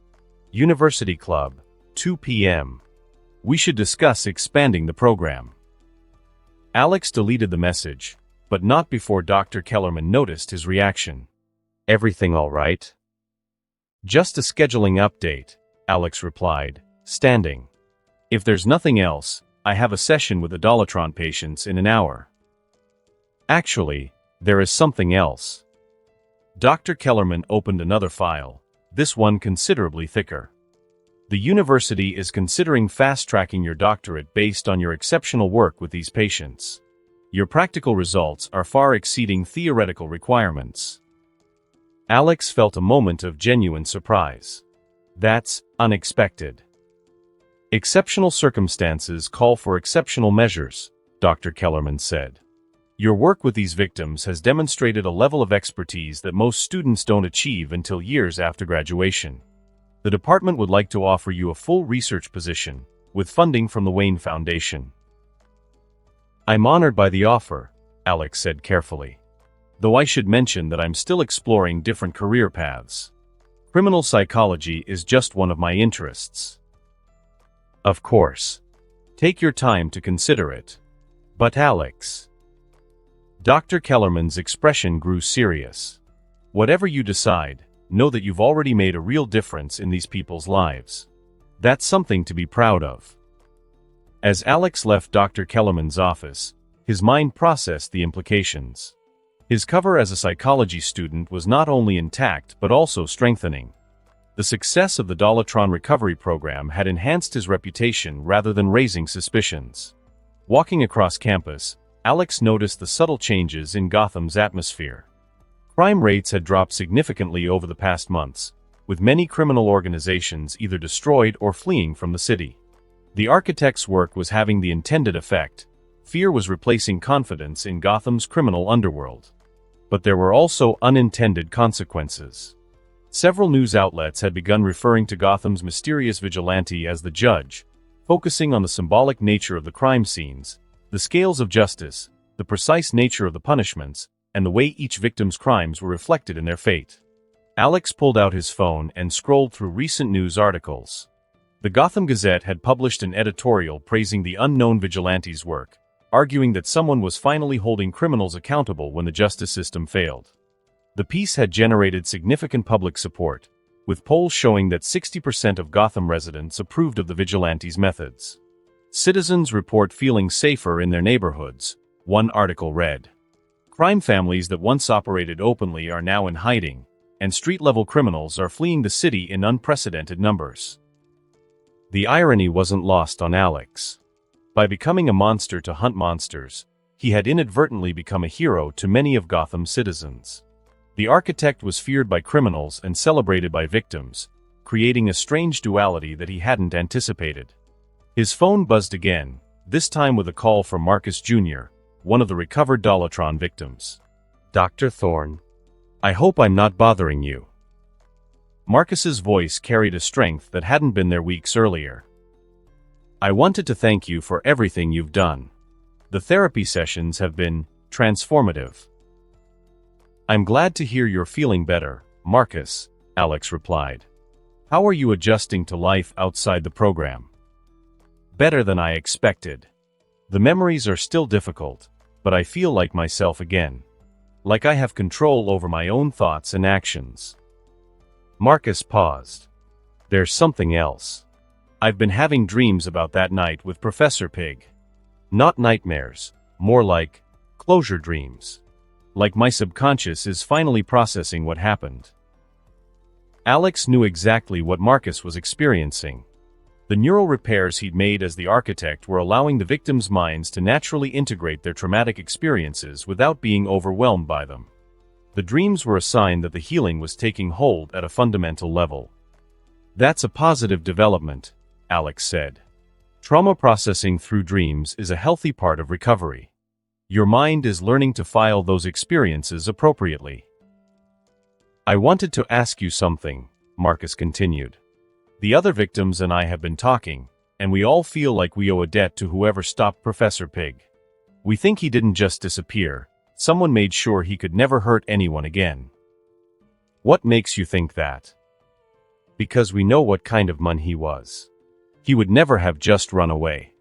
He was obsessed with his work, completely committed to his twisted vision of perfection.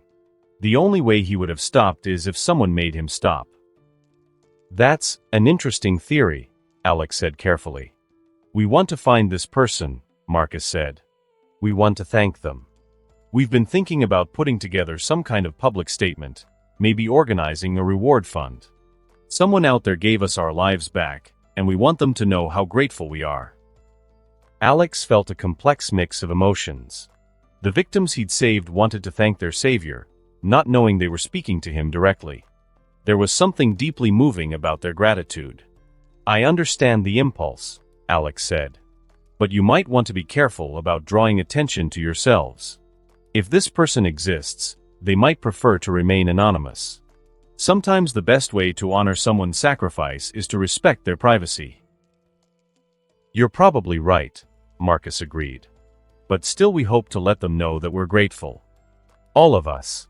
We understand what it cost them to save us. Thank you again, Dr. Thorne. For everything. I'll see you at next week's session. As Alex ended the call, he realized that the architect's work was having effects he hadn't anticipated. The victims weren't just healing, they were becoming advocates, speakers, symbols of survival. Their testimonies were exposing the corruption that had protected monsters like Pig, and their recovery was inspiring other trauma survivors to seek help. The scales of justice weren't just balanced through punishment, they were balanced through healing, through restoration, and through the simple act of giving victims back their humanity. Alex checked his watch. It was almost time for his meeting with Bruce Wayne. But first, he had one more call to make. He dialed a number he'd memorized but never used, a direct line to Detective James Gordon. Gordon. Detective, this is Alex Thorne from Gotham University. I've been working with the Dollatron recovery program, and I wanted to let you know that several of the victims have expressed interest in providing additional testimony about their experiences. That's good news, Gordon said. We're still investigating Professor Pig's disappearance, and any additional information could be helpful. I'll coordinate with the victims to ensure they're psychologically prepared for formal statements, Alex said. Their recovery is still ongoing, but they're eager to help ensure that no one else suffers what they went through. Understood. And Dr. Thorne? Thank you for the work you're doing with these people. It's not often we see victims recover so completely from this level of trauma. Just doing my job, Detective. Justice isn't just about punishment, it's about healing too. As Alex ended the call, he realized that statement was more true than Gordon could ever know. The architect dispensed punishment, but Alex Thorne provided healing. Together, they were creating a new kind of justice, one that honored both the need for accountability and the possibility of redemption. Gotham was slowly becoming a place where monsters feared to tread and victims could hope to heal. Chapter 44, Expanding Influence. The afternoon sun cast long shadows across Wayne Enterprises' executive floor as Alex Thorne adjusted his tie, reviewing the psychological profiles spread across his briefcase. 3 weeks had passed since the Dollatron incident, and his reputation as Gotham's most effective trauma specialist had grown beyond the academic circles he'd carefully cultivated. "Mr. Thorne, thank you for coming on such short notice." Bruce Wayne's voice carried that familiar mix of corporate charm and underlying steel as he entered the conference room. The billionaire's handshake was firm, his blue eyes searching Alex's face with the intensity of someone who made a living reading people. "Not at all, Mr. Wayne. Your message mentioned an unusual case requiring immediate attention." Alex settled into the leather chair across from Bruce, noting how the Mun positioned himself with his back to the window, a habit of someone who preferred controlling sight lines. Bruce activated a privacy screen with a subtle gesture, the conference room's smart glass becoming opaque. "What I'm about to discuss is highly classified, involving federal law enforcement and specialized agencies. I understand confidentiality, Mr. Wayne. The Dollatron victims' recovery required similar discretion." "Yes, about that." Bruce leaned forward, his expression growing serious. "Your methods with those victims caught the attention of some very interesting people. People who deal with situations far beyond conventional psychology." Alex maintained his composed exterior while his enhanced senses caught the subtle changes in Bruce's heartbeat, the micro-expressions that suggested the billionaire was choosing his words very carefully. "The Flash, you may have heard of Central City's resident speedster, has requested your specific expertise for a case that stumped every psychiatrist they've consulted." Interesting. Alex's mind raced with possibilities. The Flash meant the Justice League, which meant access to a whole new level of superhumans. What makes this case so unique? Bruce slid a sealed folder across the table. Dr. Emily Blunt, a neuroscientist specializing in telepathic phenomena. 3 months ago, she was captured by a superintelligent gorilla named Grodd during his latest scheme. When the Flash rescued her, they discovered her mind had been fragmented. Alex opened the folder, scanning the psychiatric evaluations and brain scans. The data was fascinating. Multiple personality manifestations, memory displacement, and some kinds of defensive measures against telepathic intrusion. Grodd didn't just torture her, Bruce continued. He scrambled her brain. Her psyche has been split into multiple fragments and contains very important info that Grodd requires. Flash believes she holds the key to stopping his next attack. And conventional therapy has failed? Completely. We would have tried telepathic contact, but Martian Manhunter is currently off-world on Thanagarian business. Alex studied the brain scans more carefully, noting the unusual neural pathway formations. This wasn't just trauma, this was restructuring of consciousness itself. Why me specifically? There are renowned specialists in telepathic trauma, professors with decades more experience. Bruce's smile held secrets. Because your success with the Dollatrons wasn't just about traditional recovery methods, was it, Alex? You understand trauma in ways that go beyond textbook psychology. You see the patterns others miss and find solutions where everyone else sees only problems.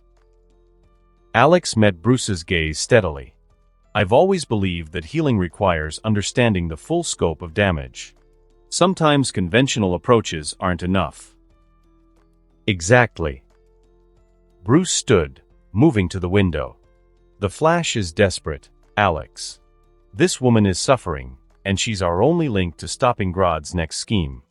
Every day she remains fragmented, innocent lives are at risk. Alex closed the folder. Decision made. This was an opportunity he couldn't refuse, access to superhuman psychology, a chance to study telepathic abilities, and potentially a new source of power to enhance his own capabilities. I'll take the case, Mr. Wayne.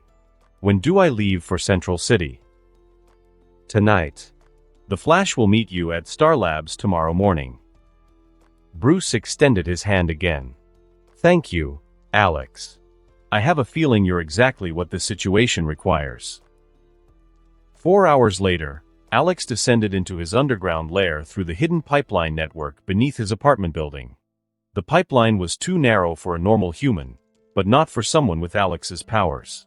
The chair's occupant thrashed against his bindings, muffled screams escaping through the duct tape covering his mouth. Tony Marcelli, small-time enforcer for the Falcone crew, was captured 3 nights ago while collecting protection money from a dry cleaner. His eyes were wide with terror, sweat streaming down his face as he stared at Alex's approaching form. "Shoo," Alex whispered, his voice carrying an almost gentle tone that somehow made it more terrifying. "Your service to justice is about to begin." Tony's muffled screams intensified as Alex removed his gloves, revealing hands that seemed to pulse with dark energy beneath the skin. The boundman had heard the stories, whispered rumors in the underworld about people who simply vanished, their bodies found arranged like grotesque art pieces. "You see, Tony," Alex continued conversationally, placing his palm against the struggling man's forehead, "I have business in Central City. But Gotham still requires attention." The moment Alex's skin made contact, Tony's eyes rolled back in agony. Black tendrils of biomass began flowing from Alex's hand, seeping into the criminal's pores like liquid. Tony's body convulsed violently against the restraints, his screams becoming inhuman as his very cellular structure began to change. "Falcone and Maroni sit in their Blackgate cells, thinking concrete walls make them safe," Alex mused, watching with fascination as Tony's features began to shift and blur. "They forget that justice has many hands." Tony's bone structure cracked and reformed with wet, sickening sounds. His face elongated, contracted, then stabilized into an exact replica of Alex's own features. The transformation spread downward, muscle mass redistributing, height adjusting, even the scars from old knife fights disappearing as if they'd never existed. The horror in Tony's eyes remained constant throughout the process, his consciousness trapped and screaming inside a body that was no longer his own. Alex could feel the man's terror, his desperate attempts to maintain some sense of self as foreign memories and instincts flooded his mind. "The mind is just another kind of prison," Alex whispered, his hand still pressed against what had once been Tony's forehead. "And I am the key to all locks." The biomass flow intensified, carrying with it Alex's memories, his techniques, and his ruthless philosophy. Tony's personality crumbled under the assault, fragments of his identity dissolving like sugar in water. In its place, something cold and efficient took root, a perfect copy of the architect's methodology without the masks Alex wore in public life. When the transformation was complete, the thing that had been Tony Marcelli opened eyes that now held Alex's own calculating intelligence. It flexed fingers that perfectly matched Alex's hands, testing the new neural pathways and enhanced physical capabilities. "Blackgate maximum security," Alex said, stepping back from his creation. "Falcone is in cell block D, Maroni in the adjacent cell. The guards change shift at midnight, that's your window." The clone nodded, its voice now identical to Alex's own but carrying a colder edge. "Method of execution? Make them suffer according to my latest project. I want more practical data." Alex handed over a case containing bone fragments shaped into broken scales. "Leave these so Gordon knows who balanced the scales." The clone examined the calling cards with hungry satisfaction. Alex gathered his psychological evaluation tools, creating his Dr. Alexander Thorne identity. "The scales will balance," he murmured, heading for the surface. "They always do." Alex shouldered his briefcase, heading for the surface and the waiting taxi to Gotham International. Behind him, the clone began preparing weapons and studying architectural blueprints with intense focus. As the elevator rose towards street level, Alex contemplated the beautiful symmetry of his expanding mission. While he worked to heal one in Central City, his creation would be delivering justice to 2 others in their Blackgate cells. The scales of justice would balance across multiple cities, his influence growing beyond the boundaries he'd initially set. The Flash had no idea what kind of help he'd really asked for. But then again, Alex thought with dark amusement, the best solutions often came from the most unexpected sources. Emily Blunt would be healed, but in learning how to repair her fractured psyche, Alex might discover new ways to fragment the minds of those who deserved such punishment. 3 hours later, as his plane lifted off from Gotham International toward Central City, Alex felt the familiar pulse of biomass energy that signaled his clone had begun infiltrating Blackgate. Somewhere in the maximum security wing, Carmine Falcone and Sal Maroni were about to learn that no prison could protect them from judgment itself. The architect's reach was expanding, and justice would follow wherever he chose to cast his shadow. Chapter 45: Inside the Walls.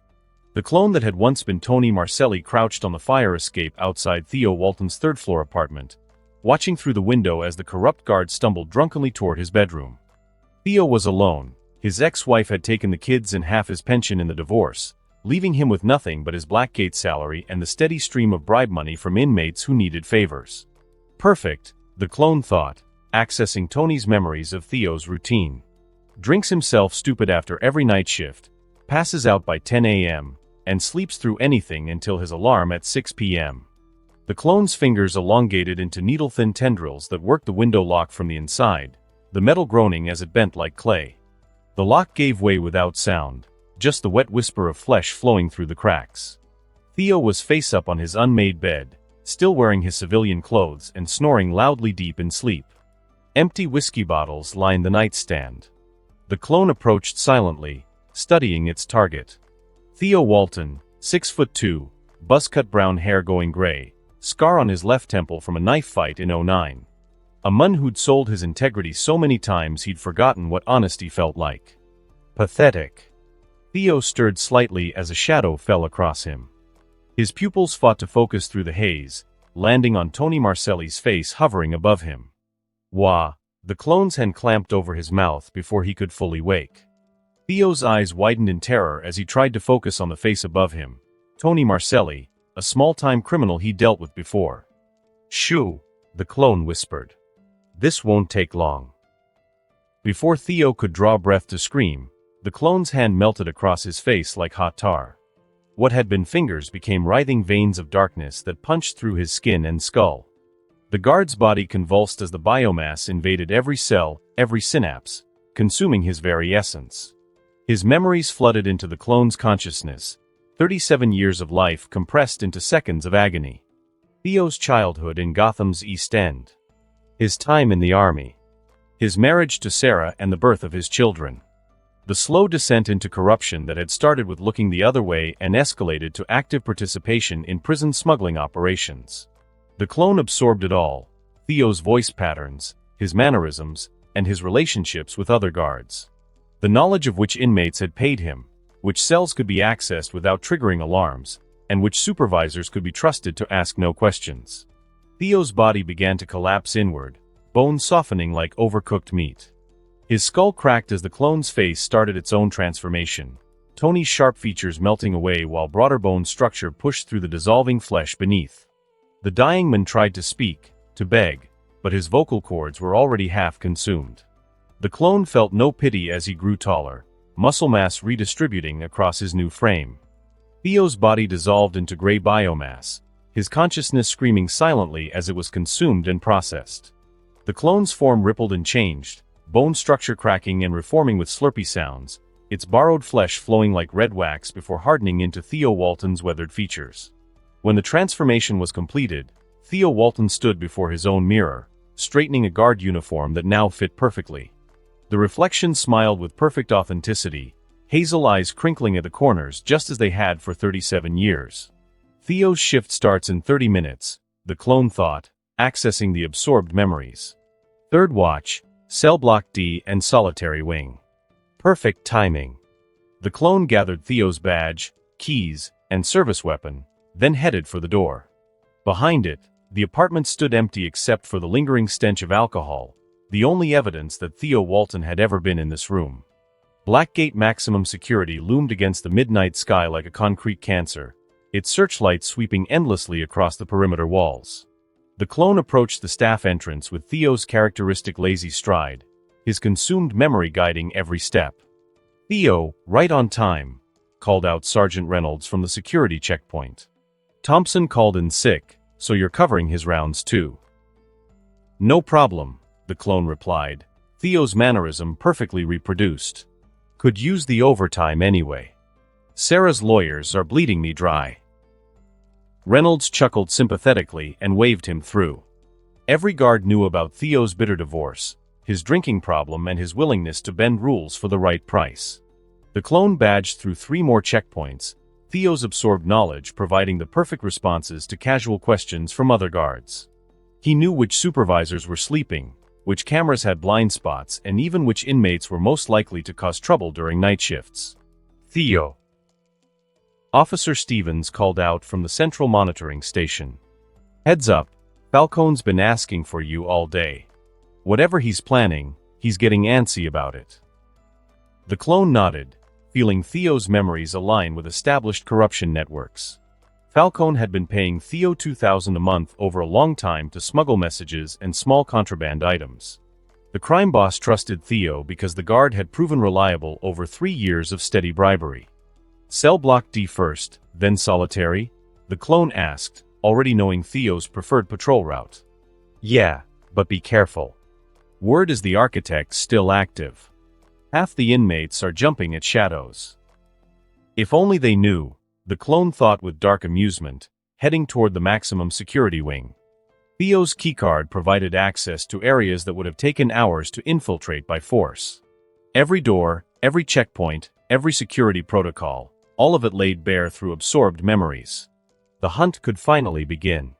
Cell block D, Carmine Falcone paced his 8x10 cell like a caged hunter, his usually immaculate appearance disheveled from days of paranoid insomnia. The 70-year-old crime patriarch had ruled Gotham's underworld for decades, but now he looks like just another inmate counting down to his death. The architect is coming, he thought, gripping the cell bars until his knuckles went white. Almost all the people in his meeting were slaughtered, and now he's trapped in here like a rat in a cage. The other inmates in cell block D whispered about him when they thought he couldn't hear. The Roman, reduced to paranoia and walking on eggshells. He got to us inside our own secret meeting, Falcone muttered to himself. Steel doors, armed guards, security cameras, bioscanners, none of them were useful. How do you fight something like that? Mr. Falcone? The voice came from the cell block's main corridor. Carmine spun around to see Theo Walton approaching, the guard's familiar voice cutting through the prison noise. Theo had been one of his reliable contacts for years, not particularly bright, but trustworthy when it came to small favors and message delivery. Theo, Falcone approached the bars cautiously, his voice barely above a whisper. Please tell me you have some good news. Anything from the outside. The clone studied Falcone through Theo's eyes, noting how the legendary crime boss kept glancing over his shoulder. His shoulders were hunched and his movements were jerky with nervous energy. This wasn't the calculating patriarch who had built a criminal empire. This was just a man living in constant fear. Your lawyer came through, the clone replied in Theo's voice. There's a way out, but it's risky. And it involves taking Moroni with you. Falcone's face twisted with distaste. That Sicilian pig? Why would I? Because his people are providing the escape route, the clone interrupted. And because you need all the allies you can get right now. From the neighboring cells came the sound of hushed conversation. Other inmates pressed against their bars, straining to hear what was being discussed. The clone noticed how they were looking at Falcone, not with the respect he'd once commanded, but with a mixture of pity and forbidden curiosity. The mighty Roman, brought low by fear. Listen to him, someone whispered from 3 cells down. Whining to the guard like that'll change a damn thing. He. Shut your mouth, Falcone hissed, but his voice cracked slightly. Oh no, the Roman's getting upset, came another voice, followed by quiet laughter. The clone watched as Falcone's face flushed red, his hands trembling on the bars. This was perfect. The man was already on edge, his pride warring with his terror. You think this is funny? Falcone's voice rose, drawing more attention from the surrounding cells. You insignificant pieces of shit think you can mock me? Me? Carmine Roman Falcone? The laughter died away, but the clone could sense the inmates' amusement hadn't disappeared, it had just gone underground. They were enjoying seeing the great Carmine Falcone reduced to shouting at them through prison bars. Mr. Falcone, the clone said quietly, maybe we should keep this down. But Falcone was past listening. Days of fear and humiliation had finally reached a breaking point. He gripped the bars and leaned forward, his voice carrying the authority that had once made grown men kneel. Let me remind you worthless scum exactly who you're dealing with, he snarled, his eyes blazing with the old fury. I am Carmine Falcone. Before any of you were even born, I owned this city. Judges, commissioners, mayors, they all came crawling to me, hat in hand, begging for scraps from my table. The cell block fell silent. Even hardened killers recognized the change in Falcone's demeanor, the way his voice dropped to a dangerous low, with coldness now replacing his earlier panic. "You see me in here and think I'm finished?" Falcone continued, his words driving away through the silence. "I've survived gang wars, federal investigations, and assassination attempts by men who could buy and sell your entire bloodline. That freak architect thinks he can intimidate me? Just because he has some weird abilities? I was breaking men like him when this city still had class." One inmate started to speak up, but Falcone's gaze locked onto him with such intensity that the words died in his throat. "The only reason I'm in this cage is because I chose to be," Falcone lied smoothly, his old political instincts reasserting themselves. "You think I am here because I am scared of Architect? I am here because it serves my purposes. And when those purposes are complete." He let the sentence hang in the air, allowing their imaginations to fill in the blanks. The clone watched with fascination as Falcone transformed himself back into the Mun who had ruled Gotham's underworld for 3 decades. It was like watching a master actor slip into his most familiar role. "So yes," Falcone said, his voice now carrying its old authority, "laugh while you can, you pathetic insects. Because very soon I'll be back where I belong, and some of you are going to learn what happens when you forget to show proper respect to the Roman. And trust me, my memory is very, very long." The cell block remained silent. Even the most hardened inmates seemed to remember why Carmine Falcone's name had once been whispered in fear throughout Gotham streets. The clone waited until the tension reached its peak before speaking. "The plan is set for tomorrow night at 11:15. I'll be your personal escort through the route." Falcone turned back to Theo, and the clone could see how the outburst had steadied him. Asserting his dominance, even in this small way, had reminded him of who he used to be. The change wasn't instant or complete, there was still fear in his eyes, but it was tempered now by calculation and renewed purpose. "You'll come with us?" Falcone asked, his voice more controlled now. Through every corridor, past every checkpoint, the clone confirmed. "I know this place better than my own apartment. Every blind spot, every camera angle, every guard rotation. I'll get you to the side entrance where Maroni's people are waiting with a car." The route. Falcone pressed, his strategic mind already working through possibilities. Service Corridor B7, down through the old administrative wing, past the laundry facility to the east side entrance. It's the only exit that doesn't connect to the main security grid. The clone leaned closer to the bars. "Once we're in the corridors, I'll guide you every step. Stay close. Follow my lead exactly. The whole route takes 12 minutes if we move fast and quietly." Falcone gripped the bars. "Theo, listen to me. When this is over, there's 200 grand waiting for you. Plus my personal guarantee, anyone who helped the Roman escape gets my family's protection forever." "What about the escape vehicle?" Falcone asked, his voice steady now.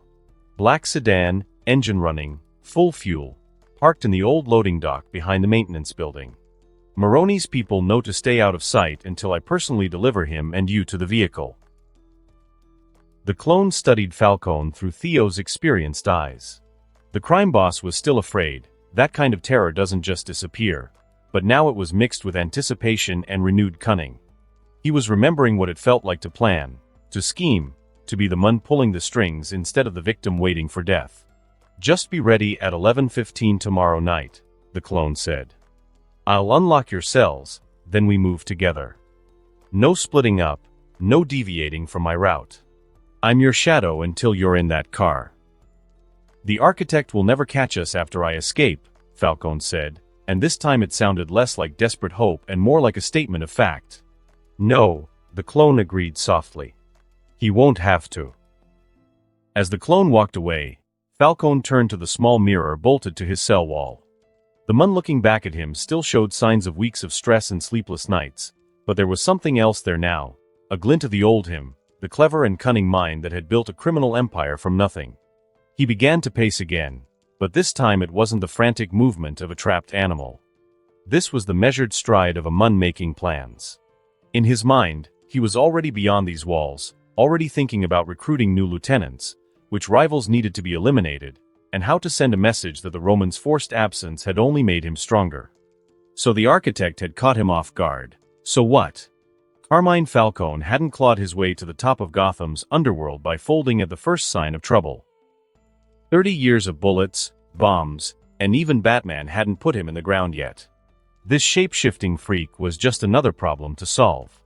In a city full of freaks with their so-called superpowers, Falcone knew the truth. Wealth was the only power that really mattered. And his voice carried more weight in Gotham than any cape ever could. Give him 24 hours and the right phone calls. The architect would learn what happened to those foolish enough to threaten the Roman. Chapter 46. The Great Escape I. The clone adjusted his uniform as he moved through Blackgate's dimly lit corridors, his footsteps echoing softly against concrete walls. At 11:15 p.m. exactly, he approached Cell Block D, where Carmine Falcone and Sal Maroni waited with anticipation. "Time to go," the clone whispered, sliding Theo's master key into Falcone's cell lock. Falcone stepped out first, his prison uniform replaced by civilian clothes his lawyer had smuggled in days earlier. Behind him, Sal Maroni emerged from his adjacent cell, the stocky Don's face splitting into a relieved grin. "Theo, you beautiful bastard," Maroni whispered, clapping the clone on the shoulder. "I was starting to think we'd rot in those cages." "Keep your voices down," the clone replied in Theo's characteristic tone. "We're not clear yet." The clone led them toward the service corridor, using Theo's security card to bypass the first checkpoint. Red LED lights blinked green as the system accepted the guards' credentials, each successful access point bringing them closer to freedom. "How many guards between us and the exit?" Falcone asked, his voice barely audible. "3 checkpoints, but I know their routines," the clone replied. "Officer Martin is on his smoke break, Thompson should be in the can, kidney stones, and Riaz is watching monitors on the main floor. We take corridor B7 to avoid them all."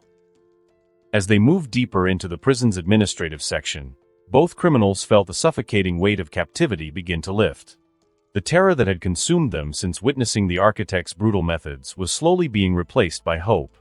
"Christ, this is actually happening," Maroni muttered, flexing his shoulders and stretching his arms as if casting off invisible chains. The clone paused at a junction, holding up one hand for silence. Footsteps echoed from the main hallway, Officer Stevens making his rounds 30 seconds early. Theo's memories provided the perfect solution. "Stevens," the clone called out softly, stepping into view. "Medical emergency in D block. Transferring these two to the infirmary." Stevens looked up from his clipboard, noting Theo's calm demeanor and the official-looking paperwork the clone had forged using Theo's administrative access. "What kind of emergency?" "Possible food poisoning," the clone replied smoothly. "Maroni's been puking blood, and Falcone's also showing similar symptoms. It could be that newly arranged pork meat from dinner service." Stevens grimaced and stepped aside. "Better safe than sorry. Need backup, Theo." "Doc's already been notified," the clone lied. "We're good to go." As Stevens disappeared around the corner, both prisoners looked at the clone with newfound respect.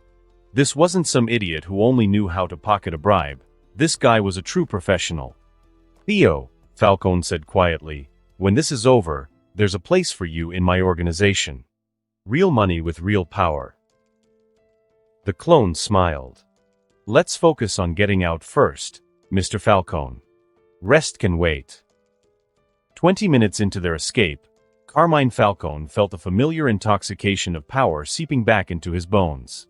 Each barrier cleared reminded him why he'd ruled Gotham's underworld for 3 decades. The Roman wasn't finished. He was just getting started. Theo came through exactly like he promised, Falcone murmured to Maroni as they descended a maintenance stairwell. "By sunrise, we'll be free men planning our comeback." "Look at us, crawling like bugs minutes ago and now we're strolling," Maroni remarked, his breathing becoming steadier. "It feels like the air's getting cleaner already," Falcone agreed with a pleased tone. The clone led them through increasingly narrow corridors. Theo's memories served as a flawless internal map, providing perfect navigation through Blackgate's labyrinthine infrastructure. Service tunnels that most guards didn't know existed, maintenance areas forgotten since construction, and passages that hadn't seen inspection in years. Falcone continued. That freak thinks he's got us cornered like rats. He would probably be monitoring every visitor, every phone calls, and every legal meeting we get. But you can't watch what you don't know about. When he comes, he will be staring at empty cells, wondering how the hell we vanished, Moroni said, laughing under his breath at the image. While he's watching the front door, we're strolling out the back. They reached another checkpoint, where the clone used Theo's card to access a restricted maintenance area. The heavy steel door opened with a soft pneumatic hiss, revealing a tunnel that ran beneath the prison's outer perimeter. This connects to the old treatment facility, the clone explained. Abandoned since they modernized last decade. Your ride's waiting just beyond the eastern exit. Both criminals were beginning to straighten, their posture shifting from hunted animals back to apex predators. Falcone smoothed his civilian jacket, running fingers through his hair that had grown shaggy during imprisonment. The transformation was remarkable, from a paranoid wreckback to a criminal mastermind in minutes. "Sal," Falcone said, his voice carrying echoes of the authority that had once commanded hundreds. "First priority when we're out, secure location. Then we start making calls." "What about the architect?" Moroni asked. Falcone's eyes gleamed with renewed cunning. "The architect made his first mistake. He let us know he was coming. Now we know what we're dealing with. He should be some kind of enhanced individual, probably some government experiment gone rogue, but definitely unhinged. But he could be killed like anyone else." The clone listened with Theo's ears, memorizing every word. "I'm thinking we hire professionals," Falcone continued as they walked deeper into the maintenance tunnel. "Deathstroke's expensive, but he specializes in enhanced targets. Or those LexCorp contractors, they've got gear designed for Superman-level threats." "What about that crew from Hub City?" Moroni suggested, warming to the subject. "Heard they took down some kind of cannibal monster." "Professional freak hunters, exactly what we need." The clone guided them past junction boxes and water pipes, deeper into the tunnel. This tunnel system had been designed as an emergency evacuation route for staff, complete with independent ventilation and power. "The point is," Falcone said, "the architect might have caught our boys off guard, but they were just street muscle. We're going to be ready. Professional soldiers, metas with top-grade military hardware, maybe even some of that Wayne Tech surveillance equipment." Both men were walking taller now, their terror replaced by the familiar arrogance that had served them well in Gotham's hierarchy. They were already mentally carving up territory, planning eliminations, and calculating how to spin their escape into a demonstration of strength. The clone smiled with Theo's face, leading them exactly where they needed to go. Chapter 47, The Great Escape 2. The maintenance tunnel stretched ahead, dim and narrow, with emergency lights flickering over damp, stained walls. The clone led Falcone and Moroni deeper into the old treatment plant's underground passages, their footsteps echoing in the tight space. "This is incredible," Falcone marveled, examining the tunnel's construction. "How long has this been here?" "Since the old treatment facility was operational," the clone replied, accessing Theo's knowledge of the prison's history. "When they modernized, they sealed most access points but left the infrastructure intact. Perfect for situations like this." The tunnel system connected directly to Gotham's older municipal infrastructure, storm drains, utility corridors, and maintenance passages that predated modern surveillance systems. Both criminals were beginning to understand the scope of what Theo had arranged. Moroni was practically bouncing with excitement. "Jesus, Theo, we could have been running smuggling operations through here for decades. Think of the fortune we missed out on." "That's exactly the kind of vision that's going to make us unstoppable," Falcone agreed, his mind already making plans. "The architect thought he was so smart, cornering us into Blackgate. But all he did was hand us the keys to an empire he doesn't even know exists." "Ah ha ha." The clone guided them past abandoned equipment and pipelines, all covered in dust from years of disuse. The treatment facility's underground network was more extensive than either criminal had imagined, a forgotten maze beneath Blackgate's perimeter. "Theo," Falcone said. I want blueprints of every tunnel, every access point, every connection to the outside.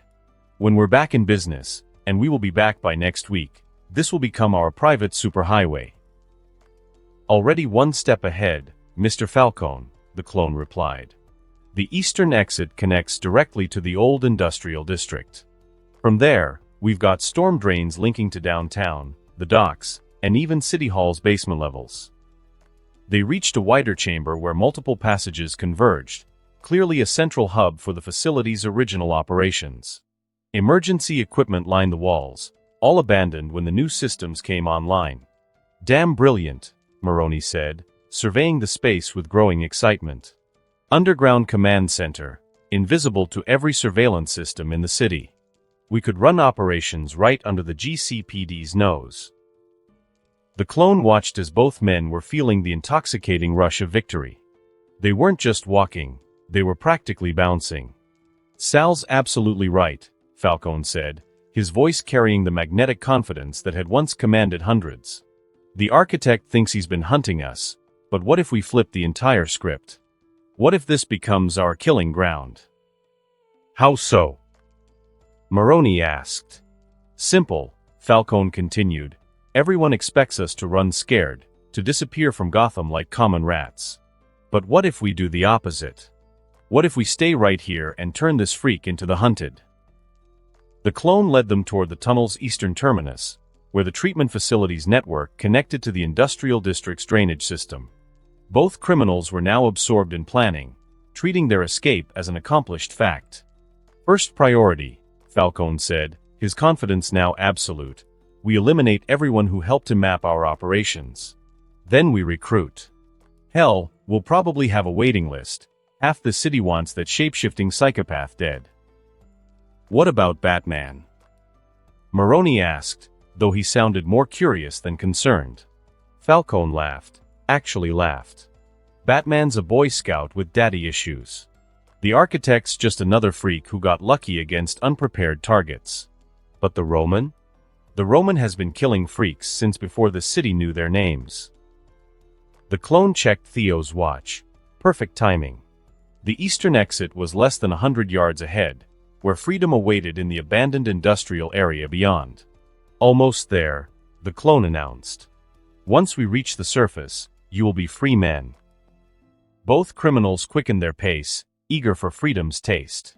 They had no idea they were walking directly into the web. The eastern access point loomed ahead, a heavy maintenance door marked with faded warnings about the abandoned treatment facility. The clone worked Theo's key ring, finding the access card that would grant them passage to the surface. This is it, Falcone breathed, anticipation making his voice tight. The moment we step through, Carmine Falcone is back in the game. The electronic lock beeped softly, accepting Theo's credentials. Beyond lay a metal staircase leading up to ground level, where the industrial district's maze of abandoned buildings stretched into the night. Moroni clapped the clone on the back with genuine warmth. Theo, you actually pulled it off. You really got us out of that concrete box. They climbed the metal stairs, emerging into the cool night air of Gotham's eastern industrial district. Abandoned warehouses stretched in every direction, their broken windows like dead eyes watching over empty streets. You know what's beautiful about this? Falcone said, adjusting his hair like a king adjusting his crown. That shape-shifting freak thinks massacring half the meeting would destroy us. Instead, he just cleared out our competition and handed us their territories on a silver platter. We should send him a thank you card with flowers, Moroni laughed, the sound echoing triumphantly off empty buildings. Docks, gambling dens, even the Bertinelli shipping routes, all ours for the taking now that their bosses are rotting in the ground. Falcone spread his arms wide, embracing the night like a conquering hero. Gentlemen, breathe deeply. That's the smell of resurrection, revenge, and revolution all rolled into one. Carmine Falcone isn't just back, he's been reborn. So where's our chariot? Moroni asked with a grin, scanning the empty lot. Time to ride off into our glorious future. Should be right here, Falcone said, his voice carrying absolute certainty. Theo, you said our people would have the car waiting with engines running. Where are they? The clone stood silently for a moment, then smiled with Theo's rugged features. When it spoke, the voice carried a coldness that neither criminal had heard before. I'm afraid there's been a slight change of plans, gentlemen. Chapter 48. Fusion. The clone stood silently for a moment, then smiled with Theo's old features. When he spoke, the voice carried a coldness that neither criminal had heard before. I'm afraid there's been a slight change of plans, gentlemen. Theo's smile stretched, far too wide for his wrinkled face, until the corners tore open with a wet pop, revealing rows of jagged, shark-like teeth. Falcone's confident expression faltered. Theo? What do you mean, change of plans? The clone's form began to shift, flesh all over the body rippling like water as Theo's appearance melted away. Height increased, features sharpened, and within moments Architect stood before them in his true form. The name isn't Theo, Alex said. You've been trying to trap the Architect, right? Well, here he is. Moroni stumbled backward, his face draining of color. No, this isn't possible. Theo, he came to us with this plan. I am sorry, but Theo has been feeding the worms for days, Alex replied with dark amusement. I borrowed his face, his memories. The escape plan? The perfect route? The flawless timing? All mine. You've been rats in my maze from the moment I walked into your cells. Falcone's criminal instincts kicked in, and he began scanning the place for escape routes. But every direction looked the same, abandoned warehouses stretching into darkness with no signs of life or hope. You wanted us to escape, Falcone growled, anger creeping into his voice. You could have killed us in our cells. Why put on this entire act? Because hope eats you alive, Alex said, pacing around them. You drink it down, and it burns through you from the inside. I wanted you to feel what you fed this city, first the taste of freedom, then the aftertaste, guilt, fear, and the sick truth that nothing you do will ever make it right. He paused, inhaling slowly. You smell that? That's 30 years of payback finally cooking. What are you talking about? Moroni snarled, his fear turning into anger. We're businessmen. Everything we did was business. Alex laughed. Business? You call all the blood you spilled business? Every person you killed was just another deal for you, every scream another payday. Well, tonight, you're finally paying the price. You gave people hope, then crushed it for profit. Tonight, you got a taste of that same hope, the thrill of freedom, the rush of power, and the feeling that you'd won. How does it feel to have it taken away? Falcone lunged forward, pulling a rusted sharp pipe he'd concealed during the escape. I don't care what kind of freak you are, you bleed like anyone else. Alex caught the weapon effortlessly, his enhanced reflexes making Falcone's attack seem like slow motion. He examined the pipe with interest before snapping it between his fingers like a toothpick. Cute, Alex said, brushing the fragments aside. Every petty criminal tries the same thing. Didn't end well for them either. I mean, who actually thinks stabbing someone with all these powers is a good idea? Moroni tried to run but found his path blocked by shapes emerging from the shadows, not people, but biomass constructions that Alex had prepared hours earlier, extensions of his own body that had been waiting in the abandoned buildings. The beautiful thing about hope, Alex continued, his voice calm and casual, is that it shows who we really are. In your cells, staring at death, you felt real fear. Maybe for the first time, you finally understood what it's like to be completely powerless. He released Falcone, who stumbled backward, clutching his wrist. But the moment you thought you were free, what did you talk about? Revenge. Territory. More blood. Even with the end coming, not one of you thought about redemption. So what now? Falcone demanded, his voice cracking despite his attempt to maintain authority. You kill us like the others? Alex's smile held no warmth. Death would be mercy. You've spent decades teaching this city that actions have no consequences, that power means immunity, and that victims don't matter. Tonight, you learn that every choice creates a debt. His body began to twist and shift, tentacles of living biomass snaking out with a will of their own. Your sentence isn't death, he said. "It's understanding.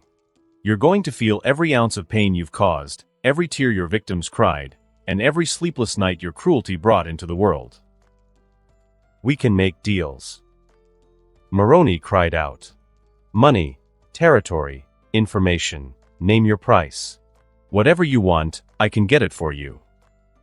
Alex tilted his head, considering. Tempting. "But you see, gentlemen, I don't collect payment. I collect debts. And yours, well, let's just say the interest has been compounding for decades." The biomass tendrils reached them, and both men felt something far worse than pain, an invasive presence that seemed to reach into their very consciousness. "Relax," Alex said with mock sympathy. "This won't hurt a bit." His grin widened. "That's a lie. This is going to hurt more than anything you've ever imagined. But hey, at least you'll finally understand what you put everyone else through." The transformation began. Their minds didn't blend, they collided, like two poisons mixing in one cup. Falcone felt every ounce of Moroni's pain. Moroni buckled under the weight of Falcone's cruelty. Pain echoed back and forth between them, multiplying. But worse than their own memories were the echoes, flashes of screams, faces they'd long forgotten, and moments they had buried. The damage they caused had left marks, and now those marks were burning into their shared mind, one scar at a time. Their bodies twisted, flesh fusing in ways that made no sense. Two heads remained, but their thoughts were no longer separate. When Falcone tried to speak, Moroni's voice came out. When Moroni tried to move, it was Falcone's hand that shifted. The new creature, 2 heads, 4 arms, 2 legs, and 1 grotesque heart, collapsed. It tried to scream, but both throats released a sound so raw, the puddles around them rippled into perfect rings. Alex crouched beside them, touched the seam where their skulls met, and injected a final gift, a cluster of neurons, wired to replay every fear their victims had felt, on an endless, merciless shuffle. The loop began. A dockworker's final thoughts as cement hardened around his feet. A waitress's prayer while her bar burned. A child's confusion at being called an orphan. Each memory hit in first person, with every detail intact. They felt the water choke their lungs, the fire bite at their skin, and the hollow ache of parents who were never coming back. "Stop," both heads pleaded in unison, their voices harmonizing in a way that sounded inhuman. "Please, we understand now. We're sorry." "Sorry won't resurrect the dead," Alex replied coldly. Their merged form writhed on the concrete, neither alive nor dead, trapped in an endless cycle of experiencing the very terror they'd felt when the architect first began hunting Gotham's criminals. They could feel each other's cowardice, each other's desperate schemes to escape, and each other's pathetic attempts to bargain for their lives. The organism convulsed, trying to crawl. Its dual nervous system misfired.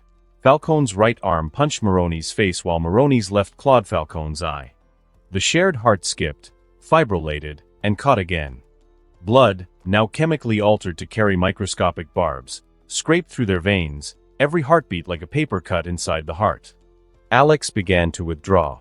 The biomass tendrils retracted with a wet slurp of plungers pulled from drains. The organism collapsed, 2 mouths kissing the concrete and whispering the same word, "Enough." "No," Alex said without looking back.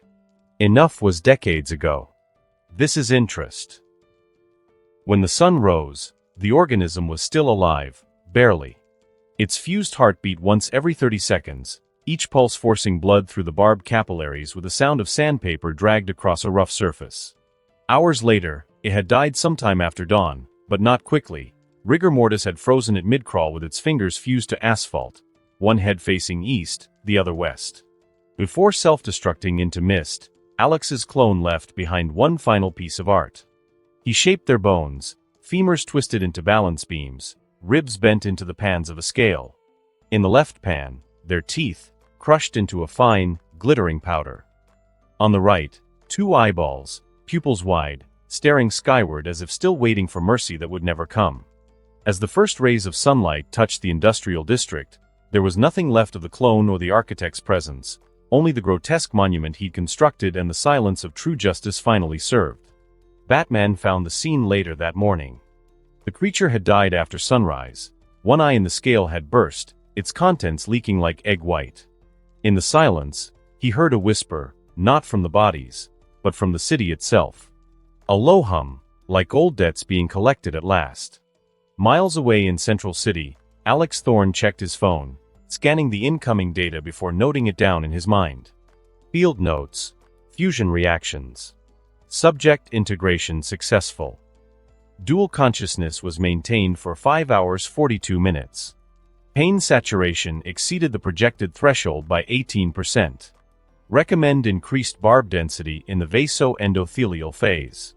Chapter 49. Meeting Team Flash. The turbulence over Central City felt different from Gotham's constant storm clouds, lighter somehow, as if even the sky here had a different rhythm. Alex Thorne shifted in his first-class seat, the manila folder on his tray table spread open like the pieces of a puzzle he hadn't yet figured out. 3 hours into the flight, he'd gone through every page twice. The medical reports, psych evaluations, and neuroscans painted a picture that was equal parts fascinating and frustrating.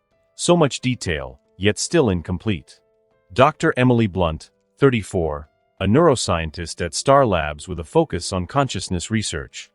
3 months ago, she'd been captured during one of Grodd's attacks on the facility. When rescued 48 hours later, her mind had been shattered. What intrigued Alex most wasn't what the files contained, but what they carefully omitted.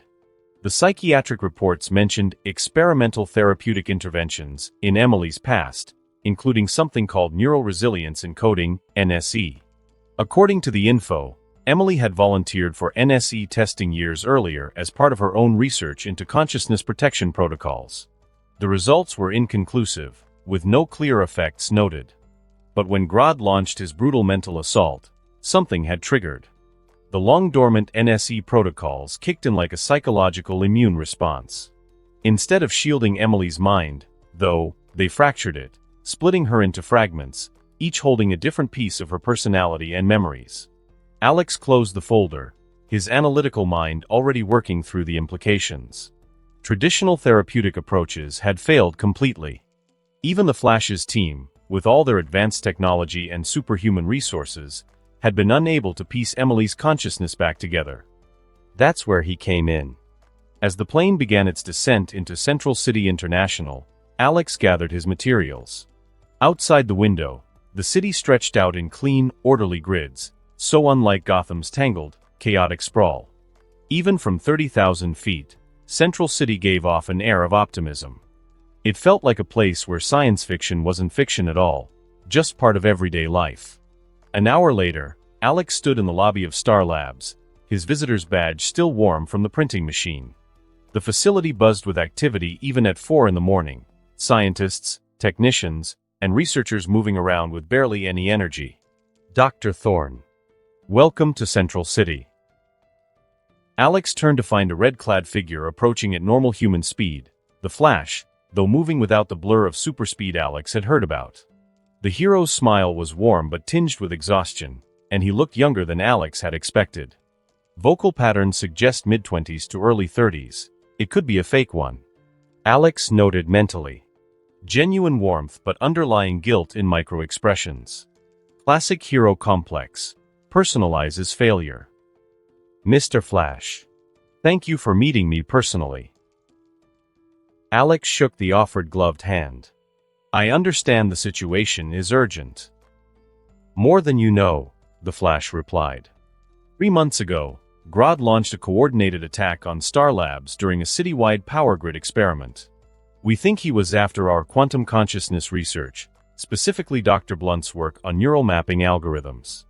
She was working late when he broke through our defenses. Defensive posture when discussing the attack. Blames himself for not being there in time. How long was she held? 48 hours. I tracked him to an abandoned warehouse on the outskirts of the city. When I breached the facility, Grodd was in the middle of some kind of mental extraction process. I managed to drive him off, but Emily. The Flash's voice carried frustration and regret. By the time I got to her, whatever he did had already broken her mind. The place was packed with weird tech, stuff for amplifying thoughts, messing with consciousness. I was too late to stop it. A speedster who prides himself on being fast enough to save everyone. Emily's condition represents a rescue that came too late, a failure that still haunts him. A younger man approached them, mid-20s, shoulder-length dark hair, wearing a vintage band t-shirt under his lab coat. Dr. Thorne. I'm Cisco Ramon, Star Labs Engineering. Alex noted the subtle wariness in Cisco's expression as they shook hands. Please, just Alex. I appreciate you waking up early to brief me. No problem.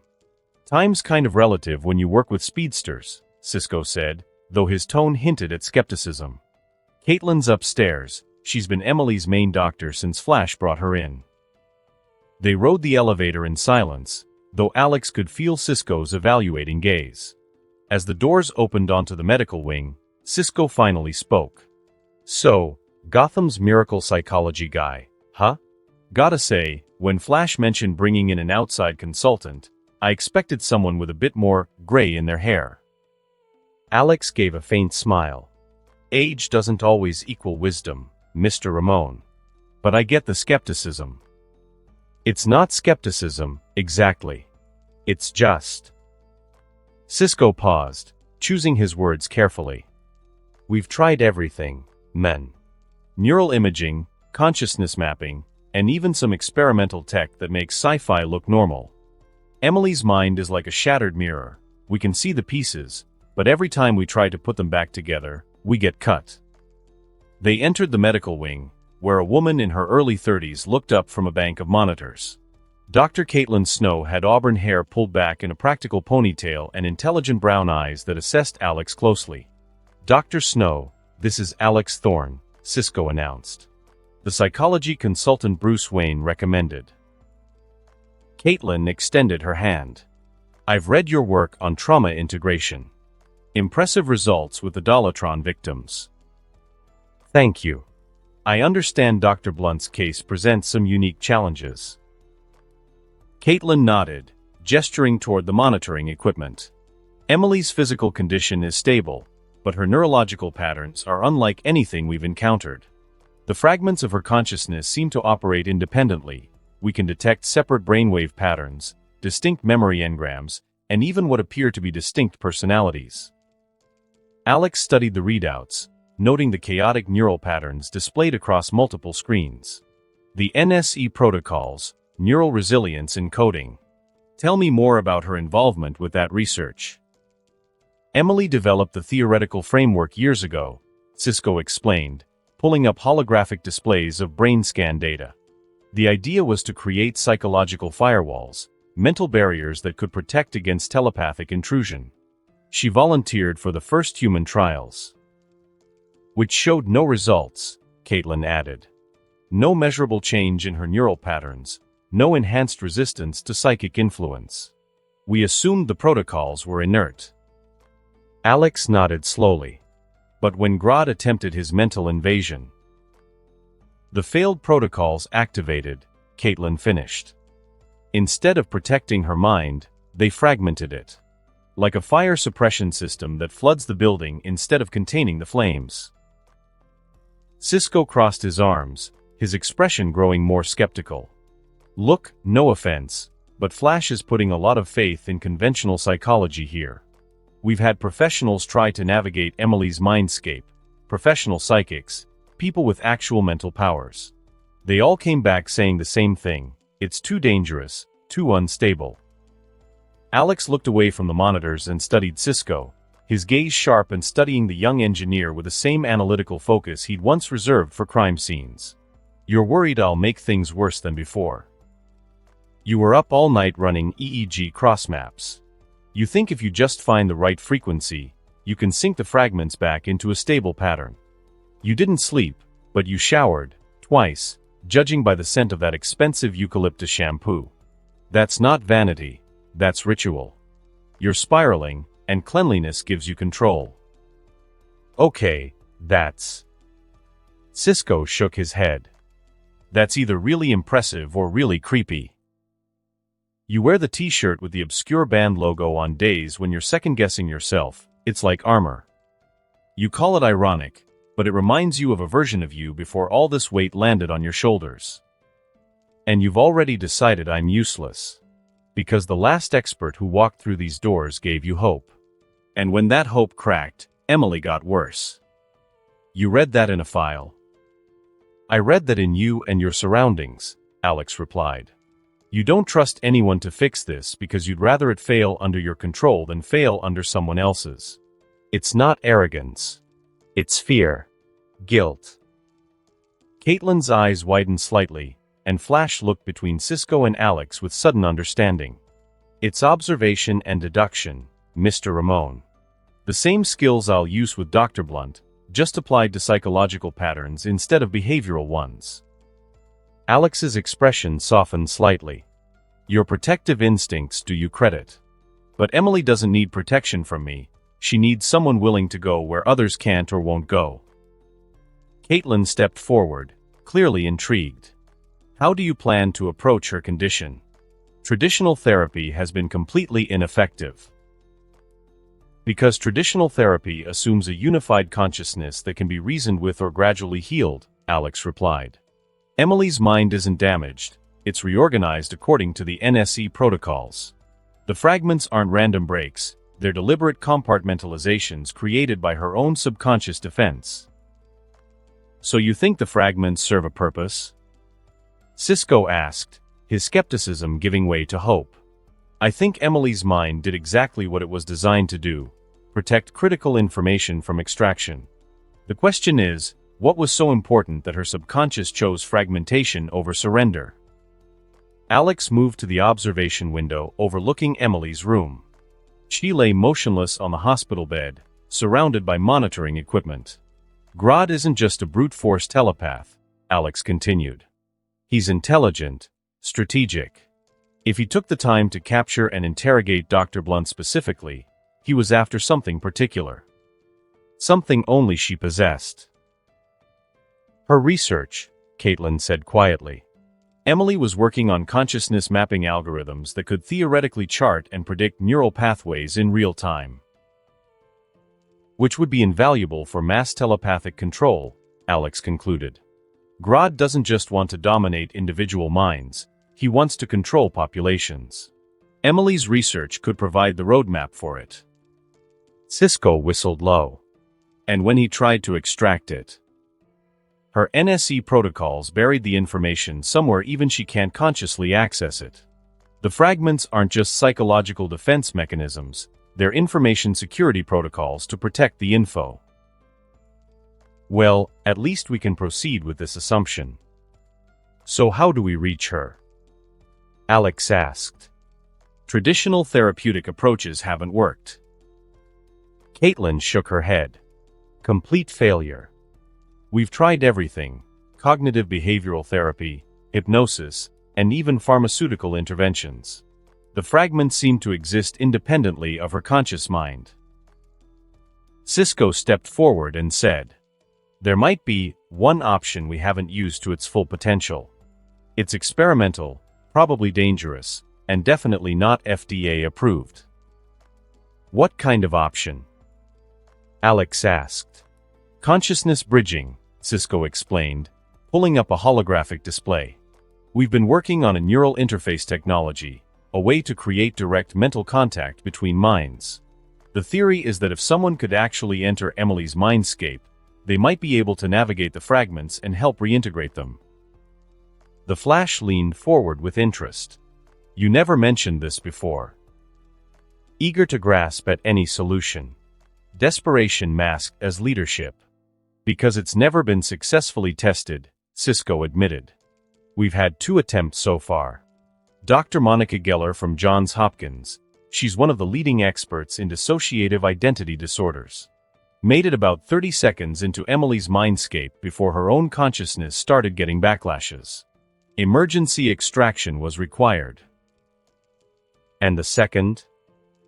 Alex asked. Caitlin's expression darkened. Dr. James Whitman from Stanford's Consciousness Research Department. He lasted almost 5 minutes but came back completely catatonic. It took 3 days before he could even remember his own name, and he still has episodes. The Flash's jaw tightened noticeably. Each failed attempt adds to his guilt complex. Both are renowned specialists with decades more experience than most, the Flash said quietly. We can't ask you to risk what they couldn't handle. Protective instinct overriding logical assessment. He's projecting his failure to save Emily onto potential failure to protect me. The equipment can map and project consciousness, Cisco continued, but the risks of mental contamination, psychological fragmentation, or complete consciousness displacement are significant. We are assuming Emily's mindscape isn't just fragmented, it's actively hostile to intrusion. You're talking about literally entering another person's mind, Alex said, studying the technical readouts. Has anyone attempted this kind of research before? No one's been desperate enough, Caitlin said quietly. Or qualified enough. It would require someone with extensive knowledge of mental frameworks, trauma response patterns, and the ability to navigate hostile mental terrain without losing their own identity. Alex looked through the observation window at Emily's motionless form. And you think I might be qualified? Your work with the Dollatron victims showed unconventional thinking, the Flash said. You found solutions where everyone else saw only problems. If anyone could navigate Emily's fragmented consciousness. It's completely voluntary, Cisco added quickly. And we'd have full monitoring, emergency extraction protocols, the works. But I won't lie to you, this could be incredibly dangerous. As they walked toward the guest quarters Star Labs had arranged, the Flash fell into step beside Alex. I know what Cisco and Caitlin told you about the risks, but I need you to understand something. Emily was an innocent victim who got caught up in Grodd's schemes. She deserves a chance at recovery, and right now, you might be her hope. Professional responsibility rather than personal attachment. Good, emotional distance suggests better judgment in crisis situations. I understand the stakes, Alex replied. But I'm curious about something. Why me specifically? Bruce Wayne's recommendation aside, there are other specialists with more experience in consciousness research. The Flash was quiet for a moment. Because the others think like scientists. They approach Emily's mind like a puzzle to be solved through logic and methodology. But what happened to her wasn't logical, it was survival. Her mind didn't break randomly, it adapted. Intuitive rather than analytical thinker. Relies on instinct over methodology. Potentially useful trait in high-speed decision-making, but it creates blind spots in complex problem-solving. You think differently, the Flash continued. Your work with trauma victims was impressive. We'll find out later then, Alex said simply, stopping at the threshold of his temporary quarters. Alex, the Flash said, turning to face him fully. If something goes wrong in there, if it becomes too dangerous, promise me you'll let them pull you out. We can't lose anyone else to this. There it is. The core of his psychology is a pathological need to save everyone and an inability to accept acceptable losses. Classic trauma response from someone who's experienced significant loss. Outside in the corridor, Cisco and Caitlin exchanged glances. Think he can do it? Cisco asked quietly. Caitlin looked back toward Emily's room, where monitors continued their steady display of fractured neural patterns. I suppose he's worth a try. Down the hall, Alex sat on the edge of his bed, Emily's case file spread around him once more.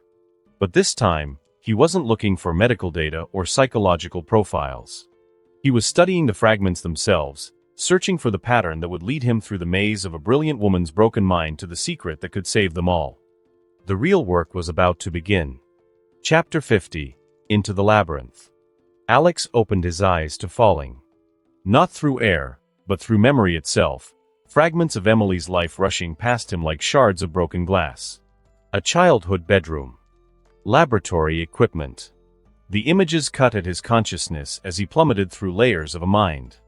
He hit the floor hard, but the pain he expected didn't come. When he looked up, he was inside a house that breathed. The walls pulsed like a vein, and the ceiling dripped memories like dew, each drop a moment from Emily's past, splattering into brief visions before evaporating. This isn't right, Alex thought. The other specialists had described Emily's mindscape as chaotic, but this felt like being inside a dying animal. A door slammed somewhere above him. Then another. And another. The house was sealing itself room by room, responding to his presence like an immune system attacking a bacterium. Alex ran. The hallway stretched impossibly as he sprinted, doors racing past him at blinding speed. Some hung upside down, others phased in and out of existence. Behind him, he could hear something following, not footsteps, but the sound of reality tearing apart and reforming with each movement. He dove through the first stable door he saw. The room beyond defied physics entirely. Alex stood on what used to be the ceiling, while lab equipment orbited slowly around him. In the middle of it all, a woman in a lab coat was scribbling frantically on a whiteboard suspended in midair. She was Emily, or had been once. But this version was all intellect, eyes sharp with focus as equations filled every surface around her. "The calculations are wrong," she muttered, erasing and rewriting the same formula over and over. "The variables keep changing. Someone's interfering with the data." Alex tried to approach her, but the room's twisted physics sent him floating sideways. "Dr. Blunt, no names," she screamed, and the laboratory exploded. Alex was thrown against a wall that had suddenly become the floor, while beakers and computers shattered around him in a storm of glass and electronics. The woman clutched her whiteboard like a shield. "Names create attachment," she said, her voice hollow. "Attachment creates vulnerability. I am function. I am process. I am not. I cannot be." The room shuddered, and for a moment, Alex glimpsed something else through the laboratory walls, a massive shadow moving in the spaces between rooms, its presence causing the very architecture to warp and bend. "What happened to you?" Alex asked, pulling himself upright as the gravity shifted again. The fragment's eyes went wide with terror, and suddenly they weren't in a laboratory anymore. They were in darkness, strapped to chairs while something with burning red eyes tore through their minds like a pencil through tissue paper. "Show me," a voice rumbled from everywhere and nowhere, "where you hide your secrets." The memory shattered like glass, leaving them back in the laboratory. But now Alex understood. The fragments are still scared of Grodd and whatever he had done. As if summoned by the realization, the walls began to buckle inward. Reality glitched like a corrupted video file, and through the distortions, Alex caught glimpses of something vast and predatory stalking the corridors of Emily's consciousness. It was coming for them. "We have to move," Alex said, grabbing the fragment's arm. But she recoiled from his touch, her form becoming translucent. "Integration is death," she whispered. "To combine is to become vulnerable to the hollow." She cut herself off, but it was too late. The predator had heard. The laboratory ceiling cracked like an eggshell, and through the gap poured something that wasn't quite darkness and wasn't quite sound, a haunting presence. It was intelligent, patient, and absolutely malevolent. Fragment Emily screamed and scattered, literally broke apart into smaller fragments that fled in all directions. Most of them escaped through hairline cracks in the walls, but Alex managed to grab one, a simple piece that felt warm and human in his mental grasp. The laboratory dissolved around him as the pursuing presence roared in frustration. Alex found himself back in the breathing hallway, clutching the fragment to his chest like a rescued child.